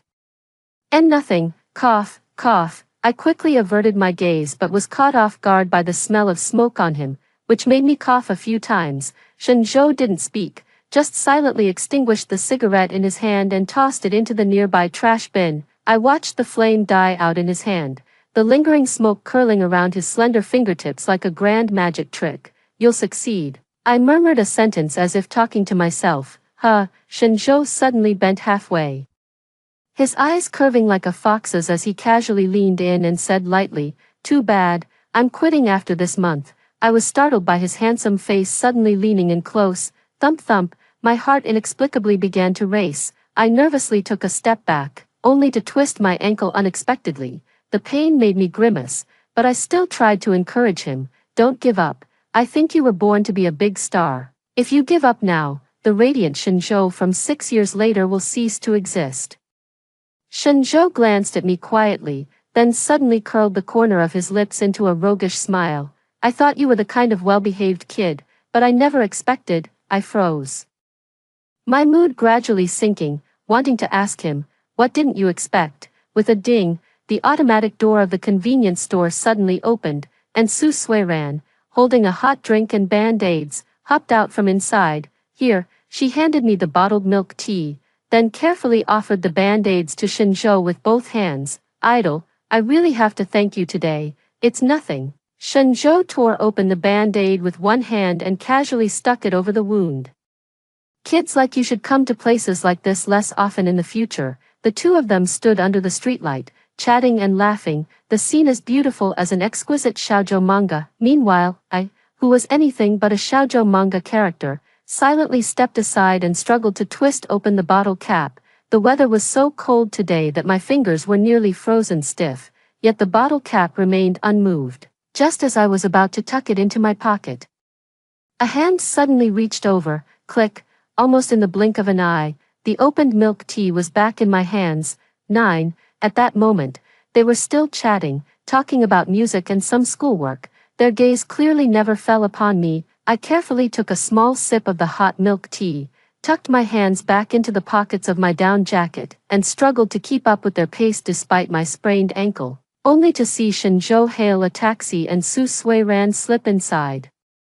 It seems they didn't even notice I wasn't keeping up. Huff, I quietly let out a breath, looked up at the moon in the sky, then glanced at my shadow on the ground, and silently took another step forward. This step took me straight into a shadow. "Come on up." Shenzhou suddenly crouched down in front of me, his back turned, and beckoned to me with a wave of his hand. I was stunned for a moment, and as if possessed, I took another step forward, gently placing my hand on his shoulder. At that moment, my shadow and his shadow overlapped. The feeling was like an electric shock. My heart felt numb, and my body was somewhat numb too. I started to feel timid again, quickly moving my hand away and awkwardly telling him, "No need, I can walk on my own." His body seemed to stiffen for a moment, and it took him a while to straighten up. He lowered his gaze, his expression appearing somewhat displeased. But when he looked at me, he managed a faint smile and said, "Gu Shiren's sister is like my own sister. You don't need to be so formal with me." "So, just a sister." He accompanied me onto the bus, silently following behind me, and once again saw me to the entrance of the neighborhood. "Go on up." He turned around, waving his hand with his back to me. "I'm leaving." I watched his retreating figure, silently reaching out to grasp at nothingness. Just then, a cold snowflake landed on my fingertip. The second snowfall of the year had begun. "Wait," I finally called out to him. When he turned back, I found myself at a loss for words. After a long pause, I awkwardly blurted out something that didn't quite convey what I meant. "Your jacket, I forgot to return it to you." "No, that's not what I wanted to say." In my heart, I saw the smile lingering at the corner of his mouth, swallowed hard, and when I spoke, I only dared to stare at the ground. I'll go up and get it for you. Wait for me, and also, gathering all my courage. Counting down silently, 3, 2, 1, please don't give up, believe me, you'll be 10,000 times more successful in the future than you are now. As I turned around, I heard him say to me, okay. It felt light and airy, like cherry blossom petals drifting into my heart in March. My face burned from the snow's sting, and I limped into the elevator. Once inside, I quickly packed the cleaned and ironed leather jacket into a bag. I glanced at the snow clinging to the window, then turned back and grabbed an umbrella. 10. At this moment, a dim yellow beam of light fell on Shinjo. He leaned weakly against the railing, his slender fingers toying with a lighter. White snow drifted down from above, and though he merely stood in the light, it was as if a deity had descended. With my head lowered, I hastily stuffed the items into his arms and stammered, well, I'll head back then. See you later. I couldn't wait for his reply, even though my ankle ached. I pushed myself to run forward. Just standing beside him made my heart pound uncontrollably, so loud that I couldn't hear anything clearly. After returning to my room, I opened my journal, intending to jot something down as usual, but the pen seemed to guide my hand, automatically writing the 2 characters, Shinjo. I bit my lower lip in annoyance, quickly covered the 2 words with correction tape, and turned the page. Yet through the paper, the handwriting remained clearly visible. The Bluetooth speaker on the desk was just singing that line, missing you could become a habit, so untimely. I closed my journal, turned off the speaker, burrowed under the covers, and silently recited the English words I had to write from memory tomorrow. Unable to fall asleep at all, in the middle of the night, I heard the sound of the doorknob turning. Like a thief, I turned off the light in my room, tiptoed barefoot to the door, and heard Gu Shuren on the other side making a phone call. Can't you be a little less selfish? Can't you worry more about Ningning? His voice was deliberately lowered. Why are you in such a hurry to sell the house? Who cares about your lousy money? The mood is low. I don't care how you divide it. Ningning has only half a year left before the college entrance exam. Heavy gasps sounded as if about to burst into tears. I covered my mouth tightly, but tears fell in large drops. From those conversations, the information was pieced together bit by bit. My parents actually divorced behind my back, and they each started new families. My mom even had a child with another man. They want to sell the house. I'm about to lose my home. Click. I seemed to have heard the sound of something shattering, something I wanted to hold tightly, yet couldn't grasp. I remember Shinjo asking me then, have you encountered anything unhappy lately? Yes, I have. Footsteps suddenly approached outside the door. Before I could even feel sad, I turned and burrowed back under the covers, hiding my head beneath the blanket and pressing my hands over my racing heart. Someone opened the door a crack, letting in a sliver of light that was quickly swallowed by the darkness, leaving behind a barely audible sigh. The moment the door closed, I clenched my fists, reminding myself over and over, Gu Shining, what right do you have to be unhappy? Your brother went out to work and earn money for you, making sure you never even realized that, in truth, your parents had long since stopped caring about you. You are 18 years old now, and soon you'll be able to stand on your own. Love has an expiration date. Your parents just fell out of love. No one can accompany another for a lifetime.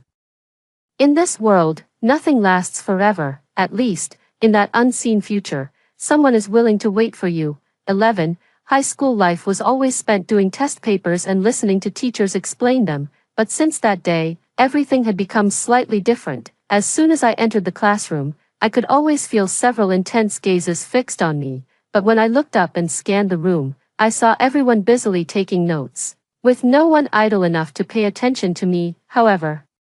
Until the end of the school day, these intense, almost mocking gazes followed me like a shadow, making me restless all day long. Hey, Gu Shining. Just before leaving, my desk mate suddenly called out to me. She adjusted her glasses and whispered, do you check the campus forum? I looked up in confusion. What is that? My desk mate sighed softly, silently took out their phone, and sent me a QQ number, on the last bus home. I sat in the back row by the window and added the QQ number my desk mate had given me. In this place, which was like a tree hollow, there were many boring submissions, mostly anonymous complaints and useless information like seeking friends. I was idly scrolling through a few posts and was about to turn off the screen when I unexpectedly saw a photo of myself. My heart felt as if it had been violently squeezed by someone, and with unease. I clicked into the chat log with the cropped-out profile picture. There were only a few brief lines.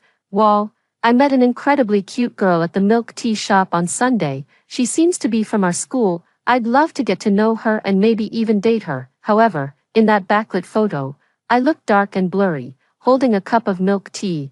The lid wasn't properly sealed, and nearly half of it had spilled out. Worried about staining my clothes, I was half bent over, with my down jacket puffed up by the wind, making me look like an ugly turtle. Not cute at all. The onlookers in the crowd were not blind either. They kept mocking in the comments, saying the submitter must be the person in the photo, praising themselves to seek attention. There were many more harsh comments, but I didn't read any further. As the last bus passed the first intersection, the green light began to flicker and quickly turned red. The driver slammed on the brakes, and my phone spun in my palm, narrowly avoiding falling to the ground. At that moment, my thumb had already slid to a submission from several months ago. Why are you so ordinary yet so different? Why do you have everything from birth and still remain insatiable? I wish you could lose everything and just disappear from this world. Such a chinibu and boring content. 12. When I got home, it was already past 11. Yet Gu Shuren still hadn't returned. I looked at the empty living room, and my breathing gradually slowed down. I thought, I must control my emotions, pretend to know nothing, and not let Gu Shuren find out that I actually know everything. The phone in my pocket vibrated several times in a row just then, all messages from Su Suiran. Ningning, I saw that submission, but I really didn't post it. Wait for me, I'll go ask. I'll have the wall take that submission down first. Ningning, don't be angry. This was followed by several more messages, all accompanied by emojis with the words, I'm sorry. I hesitated for a moment, then replied to her, it's okay, I don't mind, but she seemed to care about this matter more than I did, quickly sending me a screenshot of her chat history with the wall, to have that submission deleted. She even sent a 200 yuan red envelope to the wall, although it was a bit painful, thinking that I couldn't let her spend this money. I gritted my teeth and transferred the amount to her, but she instantly refunded it, and after a while, she sent several more screenshots. This time, she even shared the QQ profile of the person who submitted the post. Deleting a submission costs 200 yuan, and who knows how much it would take to dig up the submitter's information. She told me, Ningning, even female celebrities have unflattering photos, let alone us ordinary people. Last year on my birthday, they also caught a lot of unflattering shots of me. Right after that, she sent over that pile of unflattering photos, and also included a hug emoji. She was doing her best to comfort me,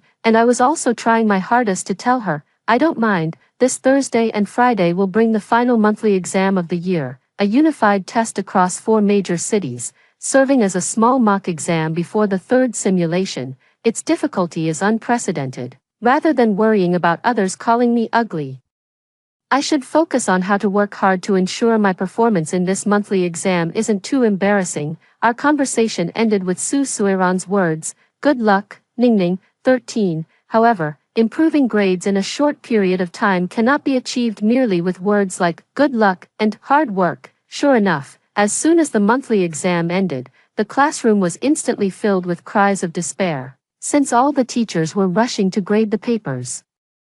School let out much earlier than usual today. Before I could even step out of the classroom, Su Suiran stopped me and insisted on taking me out for hot pot. It's rare to have no homework, so let's relax together, she said, tightly linking her arm with mine and cooing sweetly and softly in my ear. Ugh, this monthly exam was so hard. I didn't even finish the last question. She just didn't finish it, while I didn't even get a chance to see what the last 2 challenging questions looked like.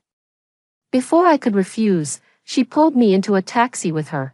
Taking a taxi from the school to Wanda Plaza cost quite a bit, but Su Suiran didn't even blink when she scanned the code to pay. Holding my hand, she led the way to the glass elevator with practiced ease. I gripped the railing with my other hand, my gaze drifting uncomfortably around the outside. At that moment, a familiar figure suddenly caught my eye. She was pushing a stroller, her arm linked with the man beside her, a blissful smile spreading across her face. as the elevator continued to rise. The two figures grew farther and farther away from me, yet my eyes seemed to automatically block out the bustling crowd, my gaze fixed on them all along, until Su Suiran called out to me, "Ning Ning, we're here." I blinked, trying to calm my emotions, but my heartbeat wouldn't lie. It thumped against my chest, one beat after another, making the tip of my nose ache with emotion. "Sorry." I withdrew my hand from Su Suiran's grasp, pretending to glance at my phone. Something suddenly came up. "I need to go home."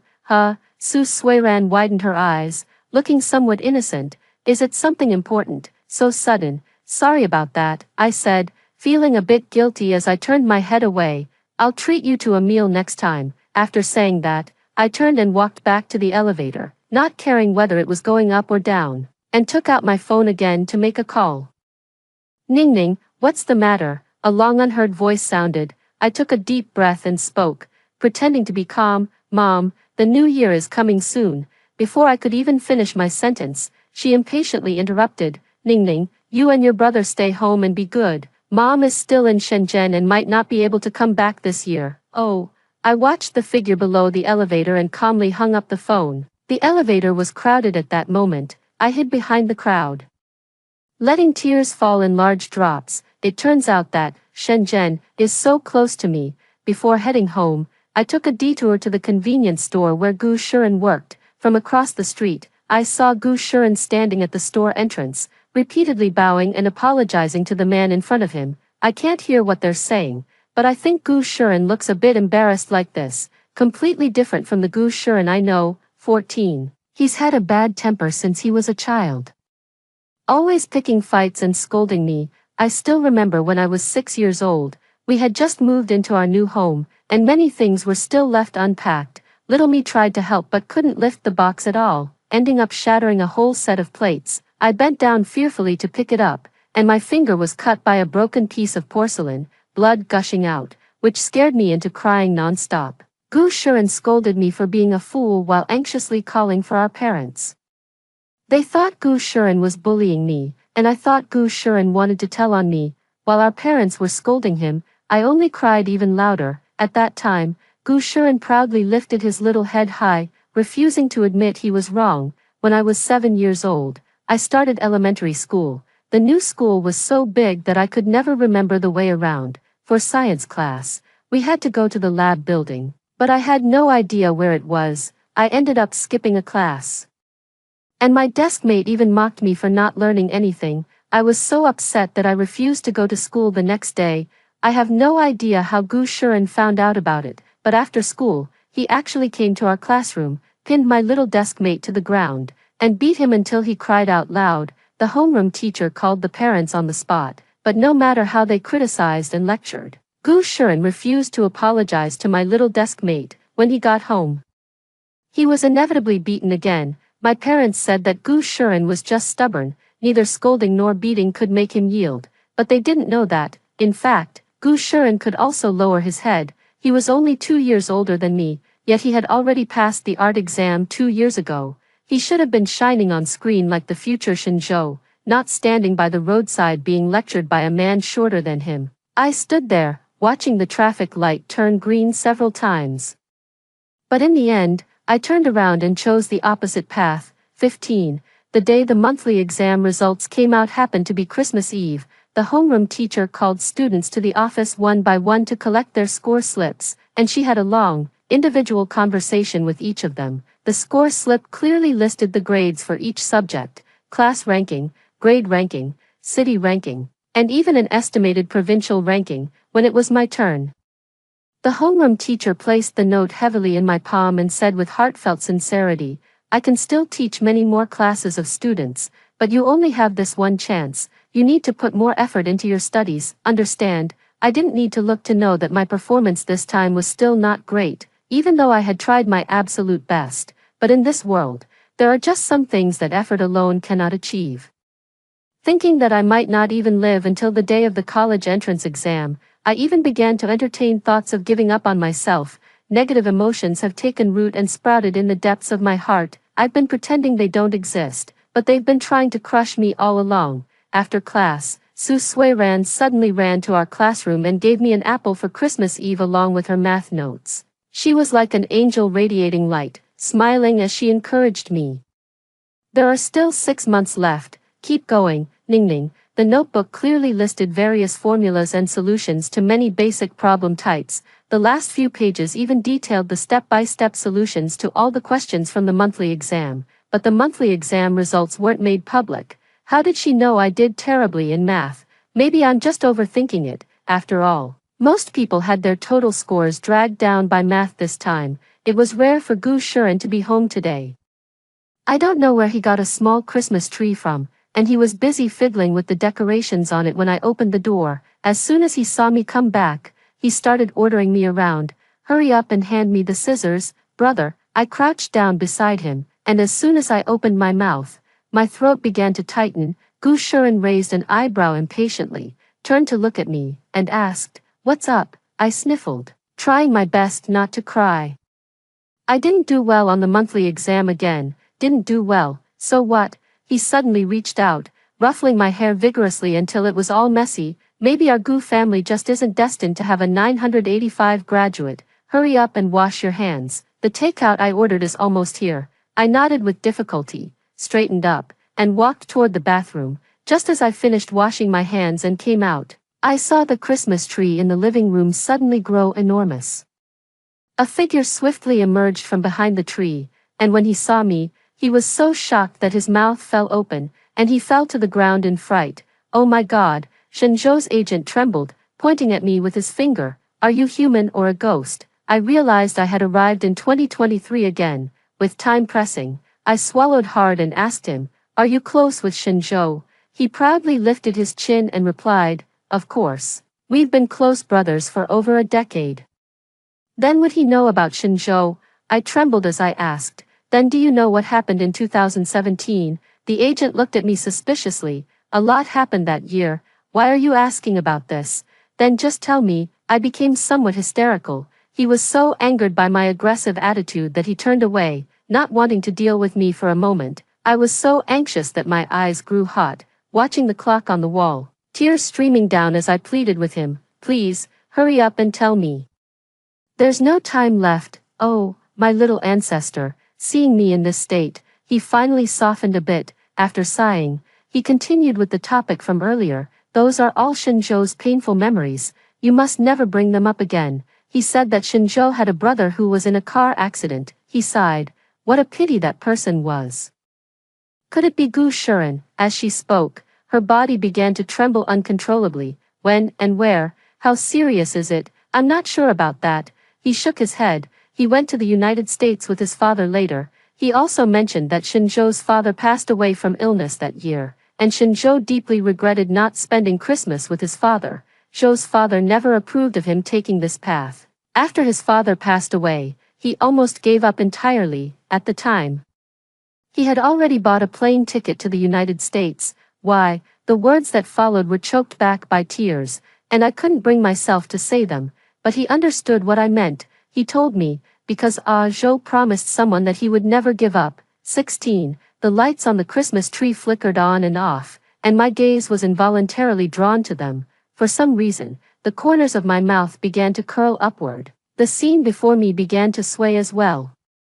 I saw Gu Shuren bend down to light the candles on the cake, then turn his head to look at me and urge, "What are you standing there for?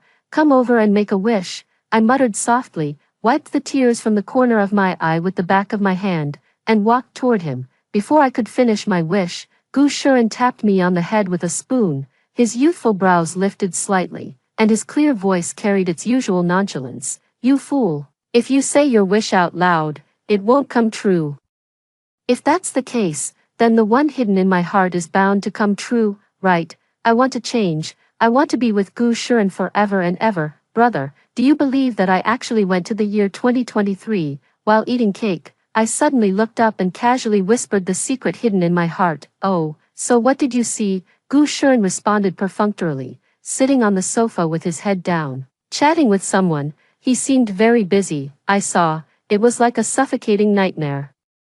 Speaking it aloud would shatter all hope. "Mom and Dad sold the house we were living in. and we all moved together into a big house that could fit a piano. I saw you become a hugely popular singer, with millions of viewers in a single live stream. Hearing this, Gu Shuren finally looked up, glared at me, and teased, even in dreams, you have to follow the basic rules. Seeing that I had finished eating, he put down his phone, swiftly cleared the bowls and chopsticks from the table, and headed toward the kitchen. At that moment, a soft vibration sounded, and the screen of the phone hidden under the pillow suddenly lit up. Unable to contain my curiosity, I quietly pulled out the phone. The message that popped up read, "Think it over carefully. Life is no child's play." The note had only one word, Dad. Gu Shuren's lock screen password was easy to guess, 0725, his birthday. Trembling, I opened his WeChat and quickly scrolled through his chat history with my dad. Only then did I realize that he had actually taken a year off from school to take care of me. Dad wanted Gu Shuren to go to the United States and had arranged for him to further his studies at Curtis. Dad thought Gu Shuren's refusal was just fooling around, believing that I was already 18 and could take care of myself. Dad said the money from selling the house could all be left to my mom, and he wouldn't take a single cent, on the condition that I could only stay with my mom from then on. And he would no longer cover my tuition or living expenses. Dad said he had already prepared all the documents and was just waiting for Gu Shuren to agree. Before Gu Shuren returned, I replied, "Okay, I'll go, that's more like it. Dad will come back before the new year to help you with the visa." The almost instant reply revealed the other person's joy. Before Gu Shuren returned, I frantically deleted the last 3 lines of the chat history and then put the phone back in its place. I panicked and hid in the bedroom, my back pressed against the door as I gasped for breath, my guilt making me feel like a thief. Even though Gu Shuren would surely be furious once he found out, I wouldn't regret it, because, more than staying with Gu Shuren forever, I hoped he could shine brightly first, just like the future Shinzhou. 17. After Christmas Eve came Christmas Day. Gu Xian hung the Christmas gift, a red knitted hat, on my doorknob. The style was really childish. I even suspected he might have bought a children's version. I didn't have much pocket money to prepare a Christmas gift, so I could only get up early to bake cookies in the kitchen. One portion was left for Gu Xian, another was packed into a paper bag and stuffed into my backpack. I put on the hat and headed to school. The morning class had me drowsy, my notebook filled with scribbles from a ballpoint pen. Just as I was about to nod off again, a sentence suddenly echoed in my ears. Shenzhou has always regretted not spending Christmas with his father, and Christmas is today. I jolted awake. I lied to the homeroom teacher to ask for sick leave, and as I rushed out of the school gate, I suddenly realized I didn't have Shenzhou's contact information. Asking Gu Shuren for it would be like walking right into a trap. I sat at the bus stop and thought for a long time, and finally remembered Su Suiran. Wait a moment. I'll send it to you, before sending me the contact information.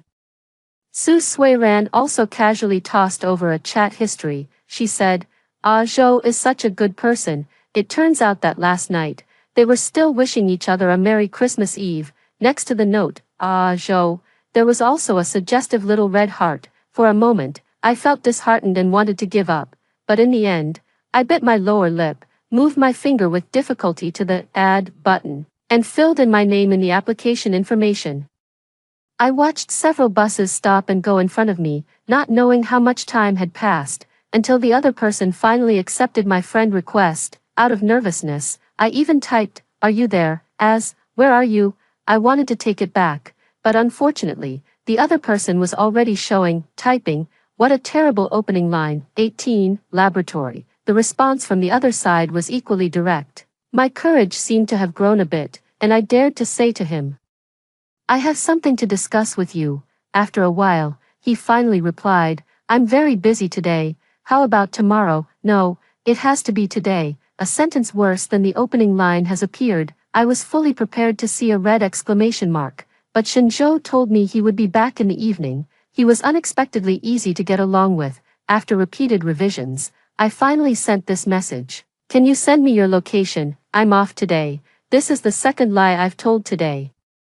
Shenzhou initially refused, but I mustered up the courage to send it again, using the excuse that I was going with friends. Only then did he share his location. The earliest high-speed train to Shanghai wasn't until 5 p.m., but I didn't have time to wait. I chose the 12 p.m. train, deciding to buy the ticket on board, a 2-hour car ride. With no seat for me, I leaned against the aisle, my phone growing hot in my palm, and I read those brief 10 lines of chat history over and over again, wanting to read them once more. I wanted to tell him that I was on my way to see him, but the courage I had just mustered had already run out. Shenzhou's university was terrifyingly large. I pulled my hat down lower, anxiously following the GPS, turning left and right, until I successfully got myself lost. Fortunately, my luck held out. Halfway there, I ran into Shenzhou's classmate, who smiled and said to me, "Follow me, I'm heading to the lab anyway." With a creak,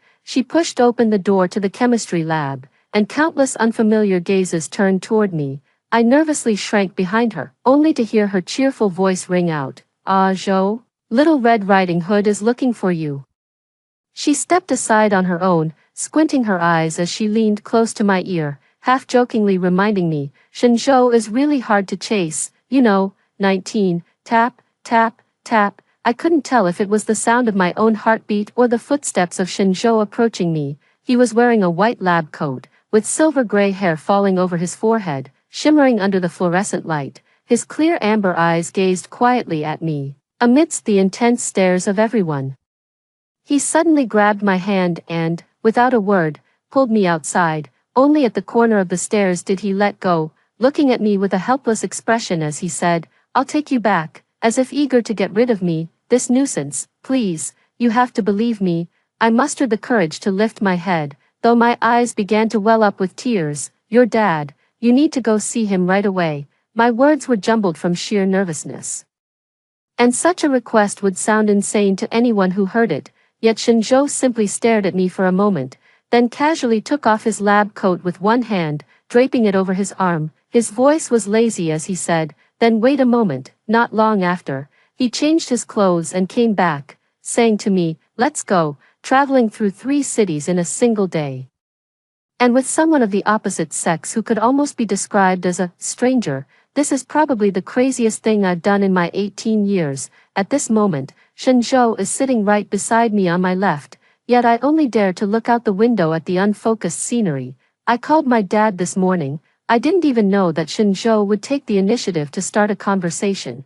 There's a live-in nanny, so everything should be fine. Not only is my vision unable to focus, but my hearing is also deteriorating. He clearly said such a long sentence, yet I only dared to sneak a glance at his handsome profile. "Oh," I stammered in agreement, as the train passed through a long tunnel. In this darkness that shuns the light, amidst the deafening clamor, I slowly let out a breath and asked Shenzhou, "If you only had 6 months left to live, what would you do?"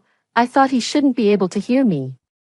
But as the train left the tunnel and dazzling daylight poured in through the window, he turned his head toward me in the golden halo and answered earnestly, "Find a way to survive." An unexpected answer. If this is a destined ending, he smiled slightly, interrupting me. "How would you know without trying?" After getting off the high-speed train and taking another half-hour car ride, we finally arrived at Shenzhou's home, 20. It was a stand-alone villa, and just one glance told me it was incredibly expensive. I timidly stood behind Shenzhou, not daring to step forward. It wasn't until I heard Shenzhou's tense, low cry, "Dad," that I finally looked up and saw Shenzhou half kneeling on the ground, performing first aid on a man who had fainted. I quickly pulled out my phone and dialed 120, but when the operator asked for my address, I stumbled. The address. I backed away, still searching for the house number. When I heard Shenzhou's calm voice ring out, "Villa 68, Shishan Villa District." Thanks to the timely rescue, Shenzhou's father was soon out of life-threatening danger. During the examination, a tumor was unexpectedly discovered. I didn't quite understand the specifics of the condition, but I remember the doctor saying, "It's a good thing we found it early, a stroke of luck in the midst of misfortune." I stood at the door of the consultation room, watching Shenzhou walk out from inside. Tears suddenly welled up and streamed down my face. I gently tugged at the corner of his clothes, unable to tell whether it was excitement or agitation. The future can be changed, right? Right, His face looked a bit pale, and his voice sounded somewhat weak, clearly not yet recovered, but he gently patted my head and responded to me promptly. I followed Shenzhou into the hospital room. At that moment, Shinjo's father, lying on the hospital bed, suddenly moved his eyelids. As if his consciousness was slowly returning. I don't know what nerve misfired, but I blurted out as if possessed, "Dad, is Uncle okay?" The door to the hospital room suddenly swung open. Hearing the familiar voice, my back stiffened, and I wished I could immediately crawl under the bed. "She's out of danger now." Thankfully, Shinjo took a step forward, blocking me from view just in time. "Thanks to your sister. If there's anything you need help with, just let me know, brother." Gu Shiren patted his shoulder, then looked over his shoulder at me. "Gu Shining, come home with me." I nodded in a fluster. As I passed by Shinjo, I secretly slipped the cookies to him and whispered, "Merry Christmas." I had no idea if he would find it distasteful. On the high-speed train back, I was on pins and needles, occasionally stealing glances at Gu Shiren, who sat beside me like a live volcano. "You're really something, Gu Shining," he said. His narrow eyes half open like a predator sizing up its prey. Failing the monthly exam and still daring to skip class, I took a sharp breath, bracing myself for his scolding. "Always a step behind everyone else. You're about to graduate from high school, and only now are you hitting your rebellious phase." At this, Gu Shiren suddenly reached out, thinking he was about to hit me. I instinctively hunched over, but to my surprise, he just straightened my crooked hat and said, "Starting next week, I'll have Ah Zhou tutor you." "Huh, I almost thought I had misheard. Didn't you say I couldn't? What are you thinking?" He shot me a warning glare. Ah Zhou was the top science student in his year. "It's really a shame for him to have to tutor a math idiot like you. You better study hard, and don't get any ideas you shouldn't have. From now on, don't cause any trouble for Ah Zhou." I asked him, "When did you meet Shinjo?" "Don't remember." He snorted and said sourly. At that time, someone kept calling him brother over and over. I looked at him in confusion and shook my head. Click. He suddenly put down the small table, dropped a "wake me up when we arrive," and started sleeping on it, clearly not wanting to deal with me. 21. Someone must have reported me for pretending to be sick to skip class. The homeroom teacher called me into the office to lecture me and made me write a self-criticism to hand in, back in the classroom. The exercise book I had submitted a few days earlier had already been returned. As soon as I opened it, I saw my name circled in red pen, with "die" written all over the margins. I stood there in a daze for a long time. My desk mate tugged at my sleeve, urging me to sit down quickly, but the reminder came a bit too late. The math teacher was already walking toward me, holding a triangle ruler. He followed my gaze to the exercise book, his pupils suddenly contracting as he gently reassured me. "Sit down and start the class first." As soon as the class ended, he called me to the office and asked if I knew who had done it and whether I needed psychological counseling. I shook my head. The math teacher was a young man who had graduated just a few years ago and was meticulous about everything. While other teachers thought it wasn't worth making a big deal out of it, he insisted on checking the surveillance footage. He even swapped his exercise book with mine, telling me to focus on my studies and not let it affect me. Unfortunately, the surveillance camera at the office entrance wasn't even turned on, so the matter was eventually dropped without any resolution. After evening self-study ended, I rushed to the bus stop as usual when someone suddenly called out to me, "Ning Ning." I stopped in my tracks and saw Su Suiran, wrapped in a pink scarf, running toward me. The scarf was covered in LV logos. It must have been very expensive. Noticing my gaze, she explained with a smile, "Do you like it? My uncle had someone send it from the U.S. It's the latest model. Let my uncle give you a ride home," she said, grabbing my hand and pointing to the black Cadillac parked not far away. "It's too dangerous for you to take the bus alone this late." The car window was rolled halfway down, revealing a somewhat familiar figure. I quickly pulled my hat down, trying to hide my face. "No need," I said, pulling my hand free. "The bus is here, I'll go ahead." Once in the car, I covered my face with my hands and quietly glanced out the window. I saw my father and another woman step out of the car, smiling as they took the backpack from Su Suiran's hands, and even personally opened the car door for her. The car I had ridden in countless times now carried someone else, gradually disappearing from my sight. 22. Opening the notebook Su Suiran had lent me, the neat, elegant handwriting in regular script was completely different from the messy scrawl I remembered from the exercise books. "Perhaps, that person is not her, good-looking, top grades, You outshine me in every way. I should be the one who's jealous. The long year of 2017 was finally coming to an end. Before the year was over, Shenzhou suddenly appeared at my house, startling me so much that I thought I had walked into the wrong door. Just a while ago, they didn't allow me to have any contact with him.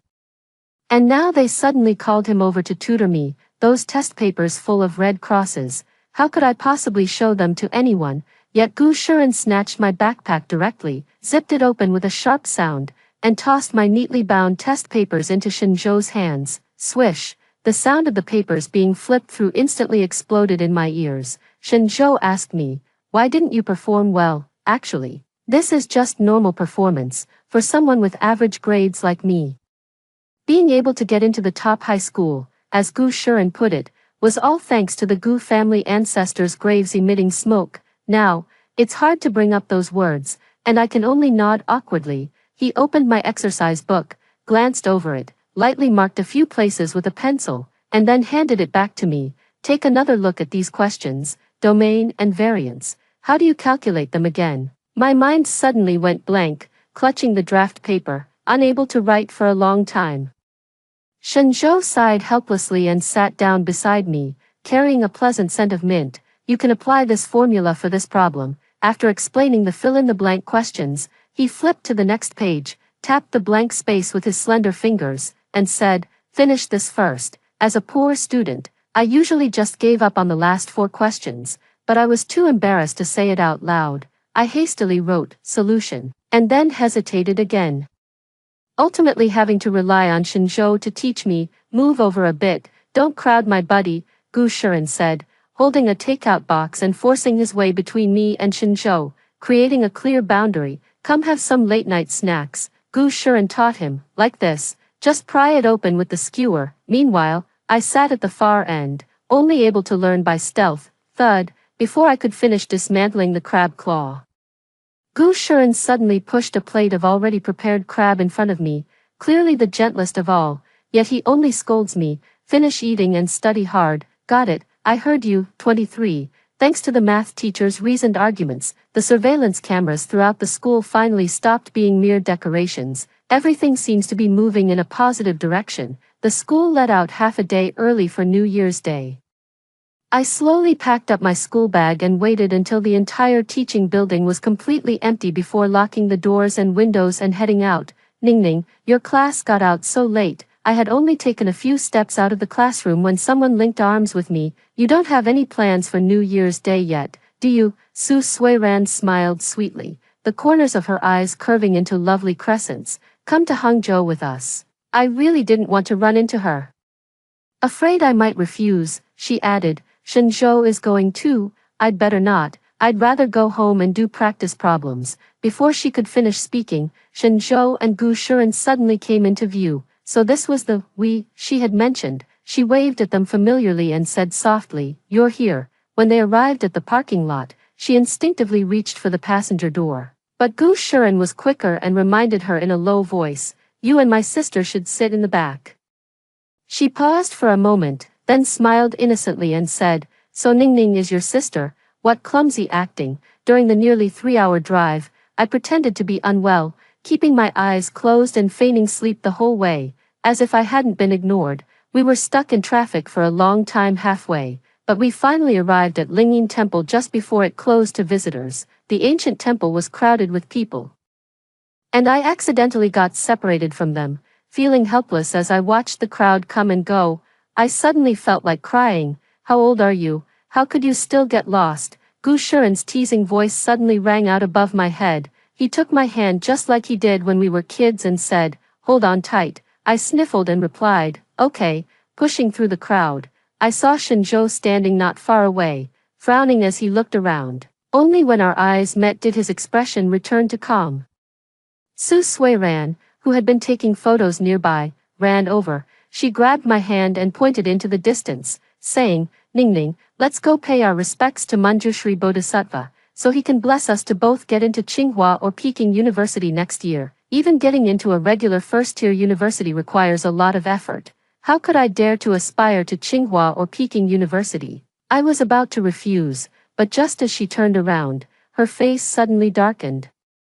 And she whispered very softly, don't dream about it. Soon, she regained her usual sweet smile, as if nothing had happened. But, why, just because I'm so ordinary that I can easily blend into the crowd, does that mean I don't have the right to dream? I gazed at the solemn statue before me and prayed devoutly, if there truly are gods in this world, please protect Gu Shuren and keep him safe. Please also bless me to no longer be lost, for a future I have never reached. This time I will definitely give it my all. After leaving Lingyin Temple, Su Suiran took us to buy omamori. I quickly glanced over the omamori with various blessings written on them and silently chose peace. Gu Shuren walked up behind me at some point and started teasing me again. Why not buy one for academic success? Because I want to try to work hard on my own. Wishes are so precious that I can't bear to waste them. Under the sunlight, I saw Gu Shuren give me a long-lost smile. 24. On the way back, Su Suiran suggested going to the riverside to set off fireworks. She held the sparkler high, laughing brightly by the riverside. Gu Shuren grabbed a few from Su Suiran's bag and handed them to me, saying, don't get too close, I'll light it for you. The dazzling light that blooms in the darkness will vanish in an instant. I'll take a photo for you. Shenzhou's voice sounded not far away, and a figure approached. With a click, the scene was frozen in time. With this delay, it was almost midnight by the time we got home. The sound of things being smashed and the voices of my parents arguing echoed inside the house. Gu Shuren frowned, turned his head to Shenzhou, and said, take my sister out for a late-night snack. I pretended not to hear anything and went with Shenzhou to the nearby 24-hour convenience store. Shenzhou pushed a small cake in front of me and said, Happy New Year, Happy New Year. How could I possibly be happy? Some things we can only learn to accept because we cannot control other people's lives. He suddenly turned his head to look at me. But your life is in your own hands. There's still time. He clicked open the lighter's lid and lit the candle. Try to change. I seem to have gained unprecedented courage. When I got home, my parents had already left.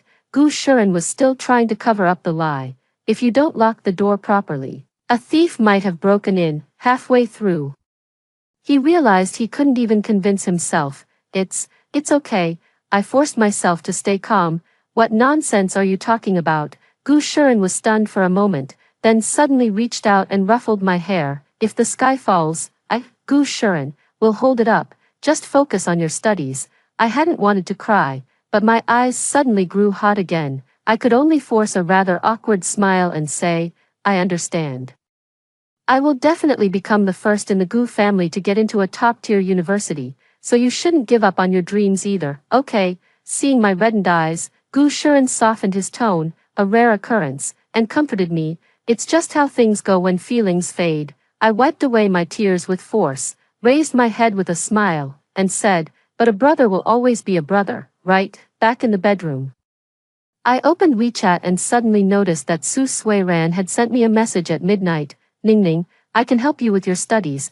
Could you help me pursue your brother? I stared at the screen for a long time before replying, thank you, but no need. Scrolling through the chat history, that submission appeared again. This photo, taken from a high angle, clearly showed that the person who secretly took it was much taller than me. It's not Su Suiran.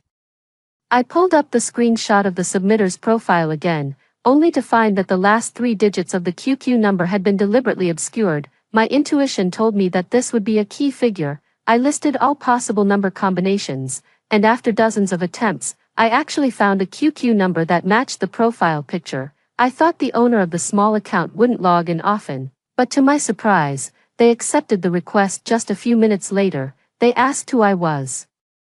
And as if possessed, I typed, XSR, 25, are you having fun, adding me with different small accounts every day?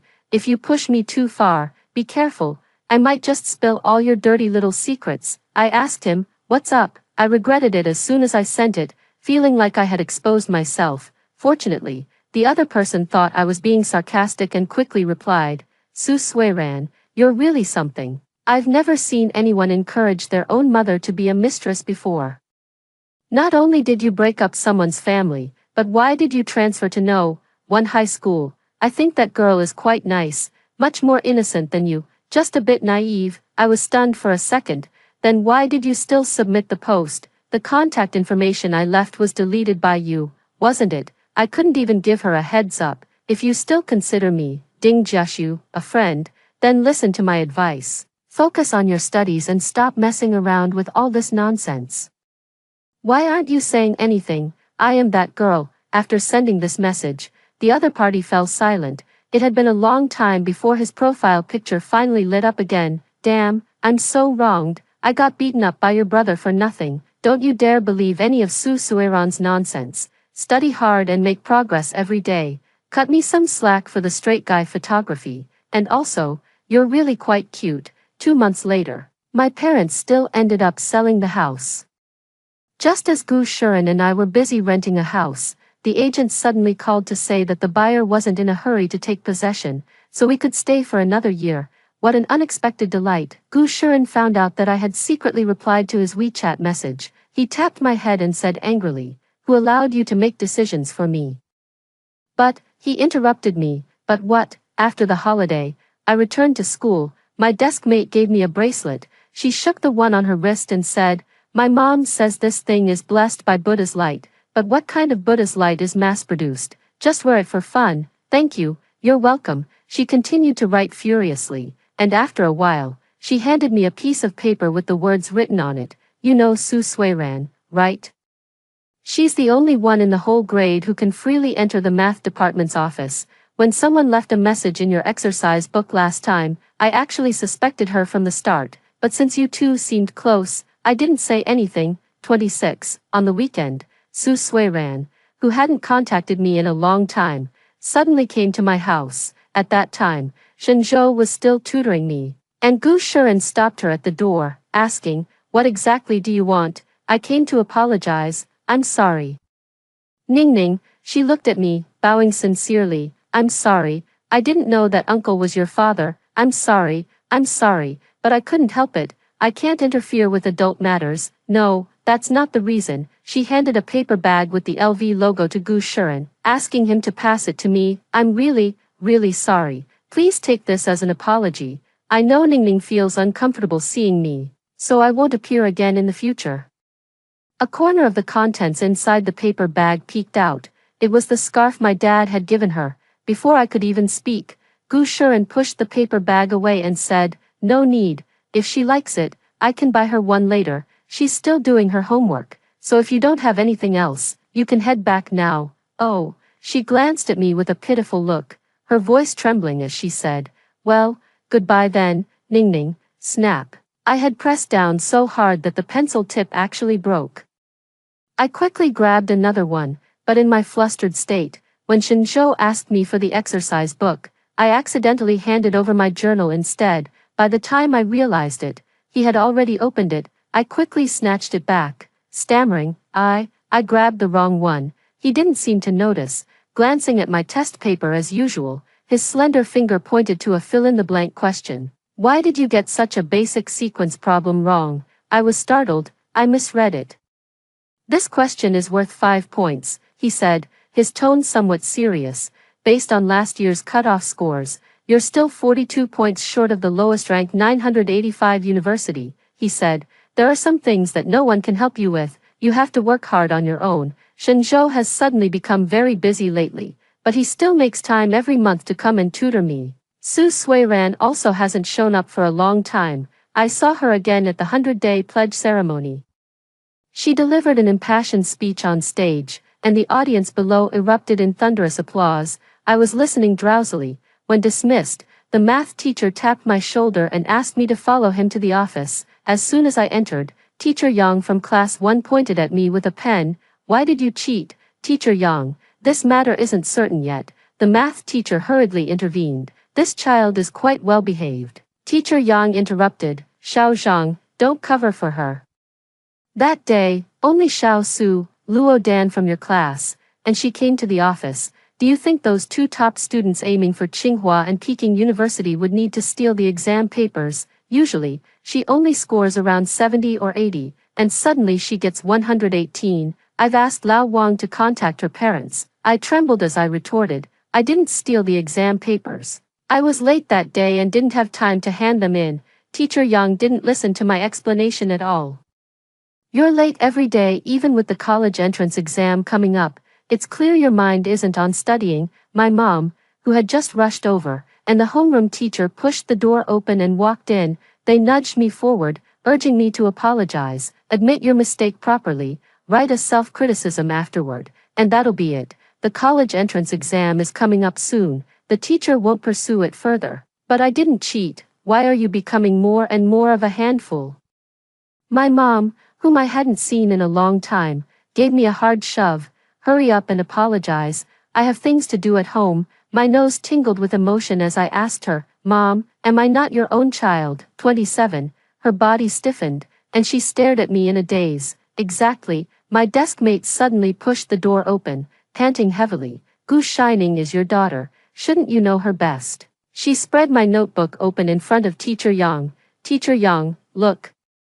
She only got this type of question wrong once, and she practiced dozens of similar problems afterward. Don't you think such effort deserves a reward?" Teacher Young was taken aback for a moment, then immediately put on a stern face. "This is none of your business. Go back to class right now. Go back first." The math teacher waved to my desk mate. "The teacher is here." He printed a new test paper and solemnly handed it to me. "This is a backup paper. It might be a bit more difficult.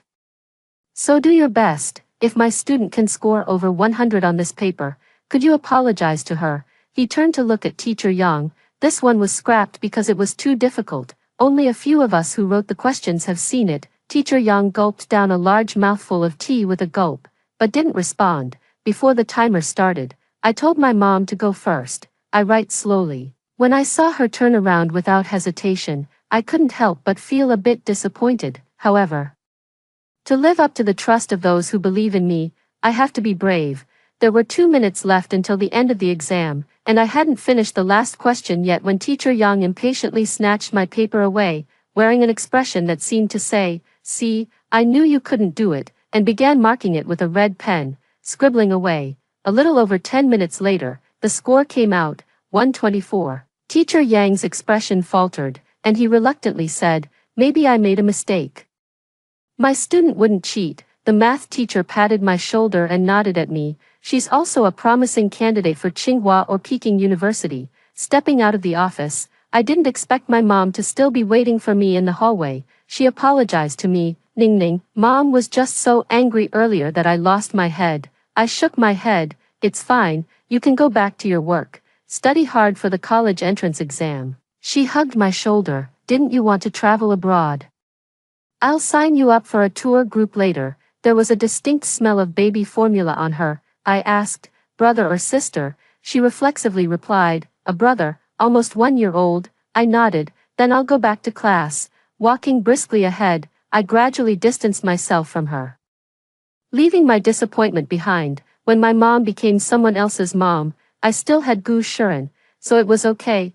Back in the classroom, I asked my desk mate, "How did you know?" With the college entrance exam approaching, the school usually wouldn't publicize such matters. My desk mate was still busy taking notes and instinctively said, "My uncle told me." How would her uncle know about my affairs? My desk mate, Shenyi, Shenzhou, 28. After May, the weather gradually grows warmer. I thought that as the college entrance exam approached, all the turmoil would temporarily subside, but rumors about me suddenly began to spread like wildfire. They claimed I posted Su Suiran's unflattering photos on the campus forum and even tore up her notebook. It was utterly baffling. On the day we filled out our mock college entrance exam applications, my hands hovered over the keyboard for a long time before I finally entered Tsinghua and Peking University.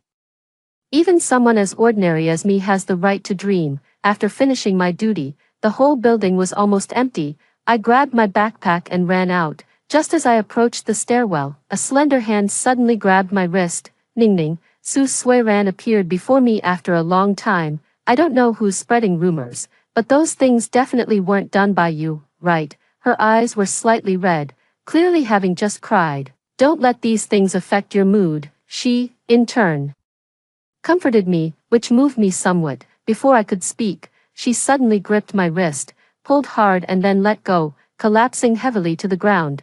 "Ah," she cried out in terror. "Ning Ning, why did you push me?" I instinctively reached out my hand, but only managed to touch the hem of her clothes before she fell. As long as she insisted that I pushed her, with my back to the surveillance camera, I would have no way to defend myself. I nervously clenched the hem of my clothes, my palms sweating profusely. Can you still walk? Should we call 120? She hung her head, just crying. I asked again, why do you hate me so much? She cried and asked me in return, why did you push me? It was hard to get her to talk, but I wanted to try one more time. He told me everything. After a moment of silence, I saw her shoulders tremble. He actually contacted you behind my back. It worked. She let out a cold laugh, her voice low. No one will believe you. Just wait to be expelled.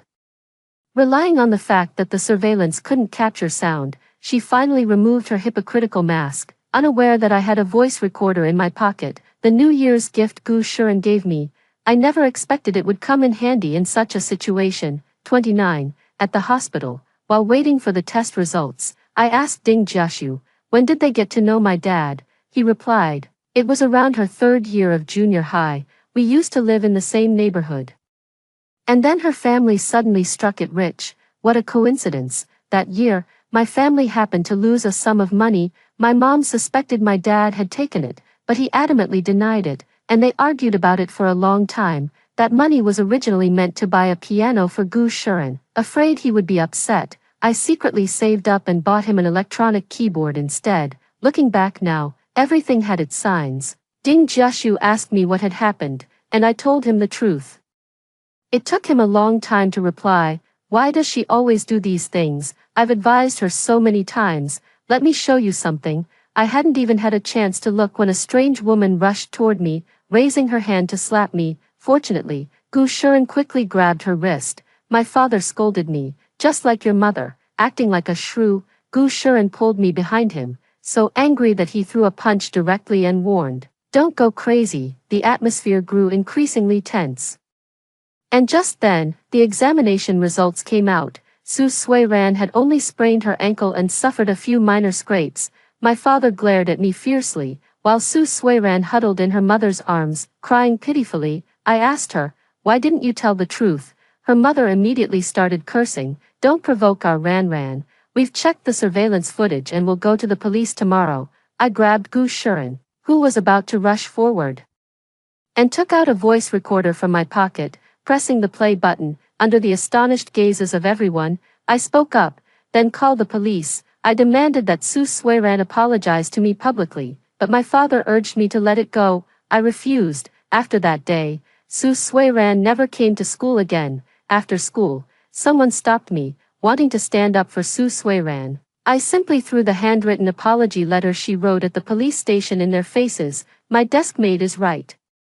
The best way to quell rumors is to present evidence and prove them wrong. Su Suiran's reputation took a sudden turn, plummeting from a high point into the mud, all due to his own actions. According to Ding Jiaxu, they planned to go to the United States. He asked me, why haven't you sent the photos to your dad yet? I just want to wait until the college entrance exam is over. June arrived as scheduled, and Gu Shuren asked for leave for me, letting me stay at home all day.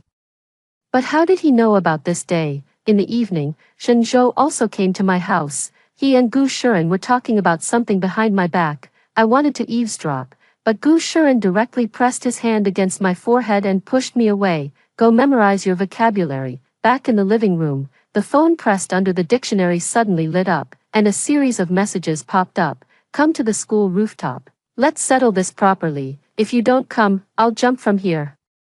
I guarantee you won't have a good time from now on. 30. She sent one message and then withdrew it, leaving no trace of the chat history. Don't go. Gu Shuren, who had appeared at some point, turned off my phone. Ignore her. No. I shook my head. I'm going. The future can indeed be changed. But it's not just me who changes. I think that in the original timeline, Su Suiran might not have been so extreme. I want to figure out where her hostility toward me really comes from. Seeing that I was really about to leave, Gu Shuren grew anxious, his eyes reddening as he blocked the doorway. His voice trembled as he spoke.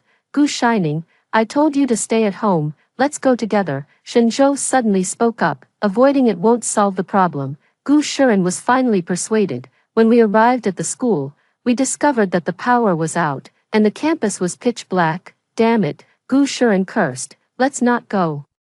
I didn't listen to him and secretly made my way to the rooftop in the dark. When Su Suiran saw me appear, she suddenly grabbed me in a tight hug, then took my phone and voice recorder and threw them aside. "How dare you steal my life?" She glared at me fiercely. "Was it you who told Ding Jiashu to send the photos to my uncle?"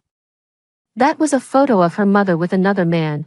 "Why do you have to take my dad away too?" She even changed the way she addressed him, her emotions becoming extremely agitated. "You really deserve to die." She pushed me hard, and I slipped, instantly falling backward. She seemed startled too, instinctively reaching out to pull me back, but then withdrew her hand. Fortunately, the bracelet caught on the railing, giving me a moment to brace myself. In the darkness, she probably didn't see me gripping the railing, and she mocked me in the cold wind, saying I deserved it. Just as she finished tidying up and was about to turn and leave, I heard the blaring of police sirens outside. Soon, someone broke through the door, and a pair of strong, powerful hands pulled me back to the ground. Opening my eyes, I saw Shinzhou standing before me. Later, I learned that Shinzhou had called the police in advance. There was a wireless surveillance camera on the rooftop, and an air cushion had already been laid out below. No one can know the future in advance, unless, to this, I chose to keep it unspoken. Although Gu Shuren and Shinzhou had already discussed the plan, he still punched Shinzhou afterward, saying with lingering fear, "Thank goodness my sister is okay." 31. Perhaps I had good luck with exams, or maybe the Gu family ancestors' graves were once again blessed with good fortune. Miraculously, I got into Peking University. I heard that my dad is still busy with the divorce lawsuit, and that woman ran off with the money and her online romance partner.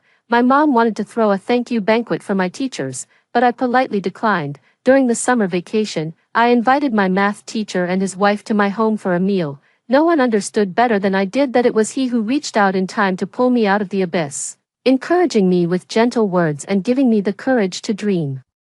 I also want to become someone like him, to change the futures of more people. As for Su Suiran, I believe the law will bring justice to everyone. 4 years later, I successfully got into the graduate program at my university, bringing me a little closer to my dream. Gu Shuren later went to Curtis for further studies, but he got in on his own merit. Now, Gu Shuren is a somewhat well-known young pianist. The provincial TV station invited him to perform at the New Year's Eve gala, and thanks to him, I got to sit in the front row. During the finale, Shinzhou took the stage, holding the microphone. He looked in my direction and softly sang, "You appear on every page of my poem." No one would ever know that in the photo he carried close to his heart, which was secretly taken by the paparazzi, the blurry figure in the scandal, who appeared to be held in Shinzhou's arms, was actually me. After the New Year's Eve celebrations, Shinzhou's Weibo post once again set the internet ablaze. "I'm sorry, but I've decided to temporarily step away from the entertainment industry. I want to accompany my little girl to volunteer as a teacher and help her achieve her dream. I am quite satisfied with this way of going public." Extra story, Gu Shuren. I seem to have had a dream. I dreamed that Gu Shining's homeroom teacher called me, telling me to rush to the school immediately. The panicked tone in their voice couldn't help but make me feel uneasy. I saw several police cars and ambulances parked at the entrance of the school, and my heart tightened instantly. I tried to comfort myself, thinking that this must have nothing to do with Gu Shining, until her homeroom teacher came up crying to comfort me. I still felt like I was in a dream. No vital signs. Called the funeral home to take her away. The doctor who came down from the ambulance shook his head at me. His voice seemed submerged in water, distorted and strange. It was all too absurd. The long-awaited reunion of the family of four took place, but it was at Gu Shining's funeral. I saw my mother crying hysterically in front of the memorial photo, fainting several times. Sadness, perhaps there was some. Dad stood at the doorway, silently lighting a cigarette, but he didn't take a single puff until the flame reached his fingertips. Regret, perhaps there is some, but it's all too late. After 35 days, their lives will eventually return to normal. Isn't that what every mourner says? They blamed Gu Shining for being unreasonable, and comforted them, saying that there were still people at home who needed care, and not to cry themselves sick.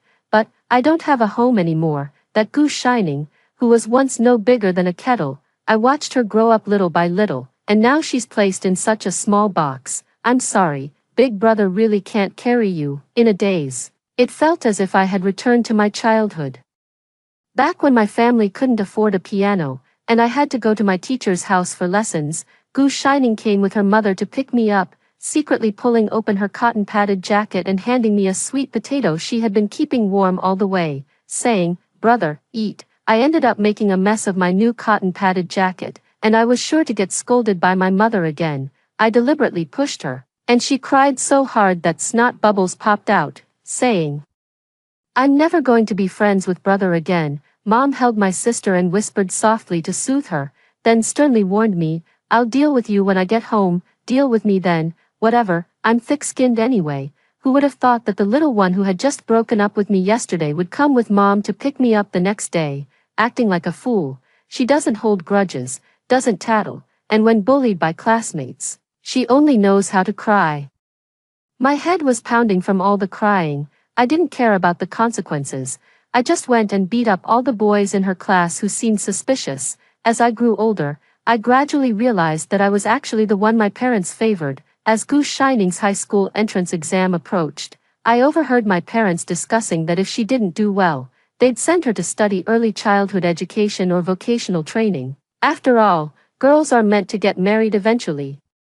So graduating early and starting work wouldn't be a bad thing, yet they were willing to spend a lot of money on me, nurturing my interest in music from a young age, encouraging me to take the art exams, and even saving up to send me abroad for further studies. I clenched my fists, hating how powerless I was back then. "If you don't get into a key high school, don't you dare say you're my sister, Goose Shining." All I could do was intimidate Goose Shining while pushing her to study harder. The math problems in middle school are just too difficult. It's like reading a foreign language. Luckily, I have a good buddy, Shinjo. I secretly passed the problems to him, and after he finished them, he sent them back to me. I could still be the all-capable older brother. How great is that? Later, Goose Shining surprisingly got into no. One high school, at the celebration banquet, my parents told the relatives, "Our Ningning just got a bit lucky." Only I knew that in the days leading up to the high school entrance exam, she stayed up late every night doing practice problems, and several times, I had to sneak over to turn off the lights for her. Goose Shining received quite a few red envelopes, and her parents told her to save them, but she secretly bought an electronic keyboard and gave it to me. The keys of the electronic keyboard were too light and not at all easy to play, but I couldn't resist her constant pestering, so I still played the song she requested, "Always With Me." When my parents started earning a lot of money, their relationship grew worse and worse, and in the end, they ended up getting divorced. I can't be bothered to figure out who's right or wrong between them. I just hope they can keep it from Goose Shining for now. Dad told me to go with him. But when I asked about Goose Shining, he brushed it off. "Isn't your mom still here?" Completely ignoring how dangerous it would be for a young girl to move into a strange man's house. "If you won't take care of it, I will anyway." Goose Shining is a fool. Just give her a cheap little cake, and she can be happy for a long time. I demanded that the police continue the investigation. But the school leaders told me that my parents had already taken the compensation and signed a settlement agreement with them. How ironic. On the way back, I pushed the speed to 120, and in the headwind, the tears finally didn't fall. I saw a blinding white light coming straight at me, and then I lost consciousness. When I woke up, I was in a hospital room. The unlucky driver who hit me had slowed down in time, so I managed to survive. But I might never be able to stand up again for the rest of my life. My father refused to give up and took me to the United States. Whatever, the house I lived in with Goose Shining was sold, and when we moved, they lost my electronic keyboard. My dad said, "It's not like it's anything valuable anyway." He didn't know that it was my last connection to Goose Shining in this world. In my dream, I carried regret for many years. Until I woke up from the nightmare and saw Goose Shining with red eyes saying to me, "Brother, if I died, would you be sad?" Perhaps even heaven couldn't bear it, so it turned back time, giving me a chance to start over. Extra chapter, Su Ran. In my 3rd year of junior high, my father took the last of the family's savings and ran away. My mother and I are crammed into a shared rental room of only about 7 or 8 square meters. And every day I am forced to listen to her endless complaints. She scolds me when we can't afford food, she scolds me when someone else takes the bathroom, and she scolds me when we can't pay the rent. I've really had enough of this kind of life. If it weren't for her being so love-struck back then, eloping with my father without a second thought, how could we have ended up like this? Unfortunately, after all these years, her love-struck mindset still hasn't been cured. She transferred all the hard-earned rent money she had saved from working to her online boyfriend. I'm about to lose it. I had a huge argument with her, but she didn't take it seriously and is still dreaming of becoming a wealthy lady. It's just wishful thinking. I snatched her phone, wanting to confront that scammer, when a message suddenly popped up on WeChat. How have you been all these years? The note said, Gu Hongyi, high school classmate. My mom glanced at the screen. Delete it. After saying that, she tried to snatch the phone back, so I simply hid in the bathroom and started scrolling through Gu Hongyi's social media feed, inspirational quotes, company gatherings, and seemingly casual glimpses of a Rolex Submariner and luxury car keys. This is exactly the kind of dad I've always imagined. I imitated my mom's tone and replied with 4 words. It's a long story. At this age, still holding on to old classmates, it can't just be for the sake of catching up, can it? Under his repeated questioning, I tactfully revealed our current predicament. Soon after, a 5-figure transfer came through. I thought, my chance to turn things around had arrived. I was well versed in the art of playing hard to get. Following my mom's lead, I kept a certain distance from him while maintaining contact, often posting melancholic words on my social media, paired with my mom's carefully edited photos, hinting that she was now all alone. Men always start chasing what they couldn't have once they achieve success and fame, as if reminiscing about their youth. It didn't take much effort for him to go from cheating to remarrying my mom. Soon, I was living the life I had always dreamed of. Ding Jiashu, who used to live next door, always told me not to dream, but now my dreams have come true, haven't they? At my mother's wedding, I finally met the legendary favored son of heaven, Gu Shuren, who was much more handsome than in the photos. Gu Hongyi asked him to call me sister, but he didn't even glance at me. How rude, he said. I came as you requested, don't forget what you promised me. With that, he left with a cold expression. What? Gu Hongyi has another daughter. How come I've never heard him mention it? It took some time, but I managed to get Gu Shining's information. Her life history is so ordinary that calling it unremarkable would be an overstatement. How can someone so average so easily steal the life I wanted? She really deserves to die. I acted coquettishly with Gu Hongyi, begging him to use his connections to transfer me to No. 1 high school. Getting close to Gu Shining turned out to be even easier than I imagined. All she does is doze off in class, and her grades are terrible. Why does everyone have to protect her? She should just die sooner. Gu Shuren should be mine, and Shinzhou's favor should be directed at me too. I made sure she saw Gu Shuren working part-time, letting her guess about the family's changes, afraid she might be too slow to notice. I even deliberately took her to the mall. Seeing her own mother secretly having a child with someone else must have been a bitter pill to swallow. Look, her father only gives her a tiny allowance, yet he's willing to buy me a whole pile of designer brands. She must be absolutely miserable, right? This would be the perfect crime, after all. I didn't do anything. I just let her see the truth that was being hidden. On one hand, I felt like a rat in the gutter, but on the other, I secretly comforted myself, thinking she was just too fragile. Unfortunately, she made it through. I got the ranking list for the entire grade from the office and found that her grades were actually catching up to mine. That was something I took the most pride in. She should have been left far behind by me. I need to make her see the gap between us clearly.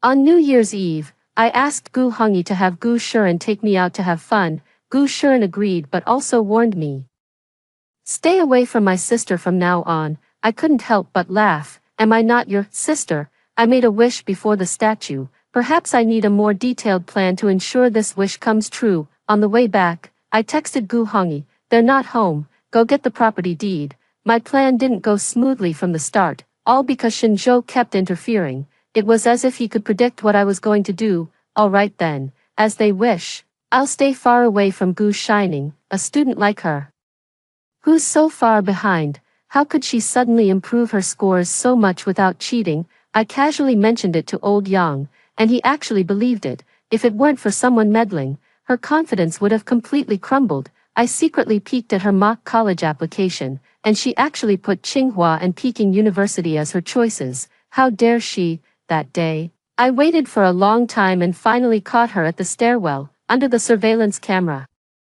I pretended to be pushed by her and fell backward with force. My arm hurts from the fall, but I can't help wanting to laugh.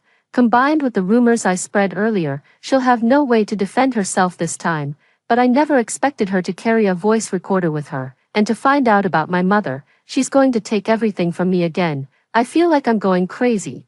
I have to make her disappear. On the first day of June, the school district will experience a 2-hour power outage. It's a perfect opportunity. She was as foolish and clumsy as ever, making it effortless to lure her up to the rooftop. I pushed her to the edge of the railing, listing her various crimes. I hadn't originally intended to push her over. It was her own foot that slipped. Calmly, I took her phone, cleared the chat history, wiped off the fingerprints with a tissue, and tossed it away. After cleaning up all traces of my presence on the rooftop, I locked the door again, only to hear the sound of police sirens as I turned around. Extra chapter, Shenzhou. Ever since I was little, I was left at home, and my parents hired a nanny to take care of me. The nanny was very strict, always locking me alone in the house while she secretly went to the mahjong parlor to play. To save on grocery money, she often didn't even cook for me. When I couldn't bear the hunger anymore, I would sit on the balcony hugging my knees, praying that my parents would show up. But they were always too busy. How could they possibly have time for me? Little brother, why are you all alone on the balcony?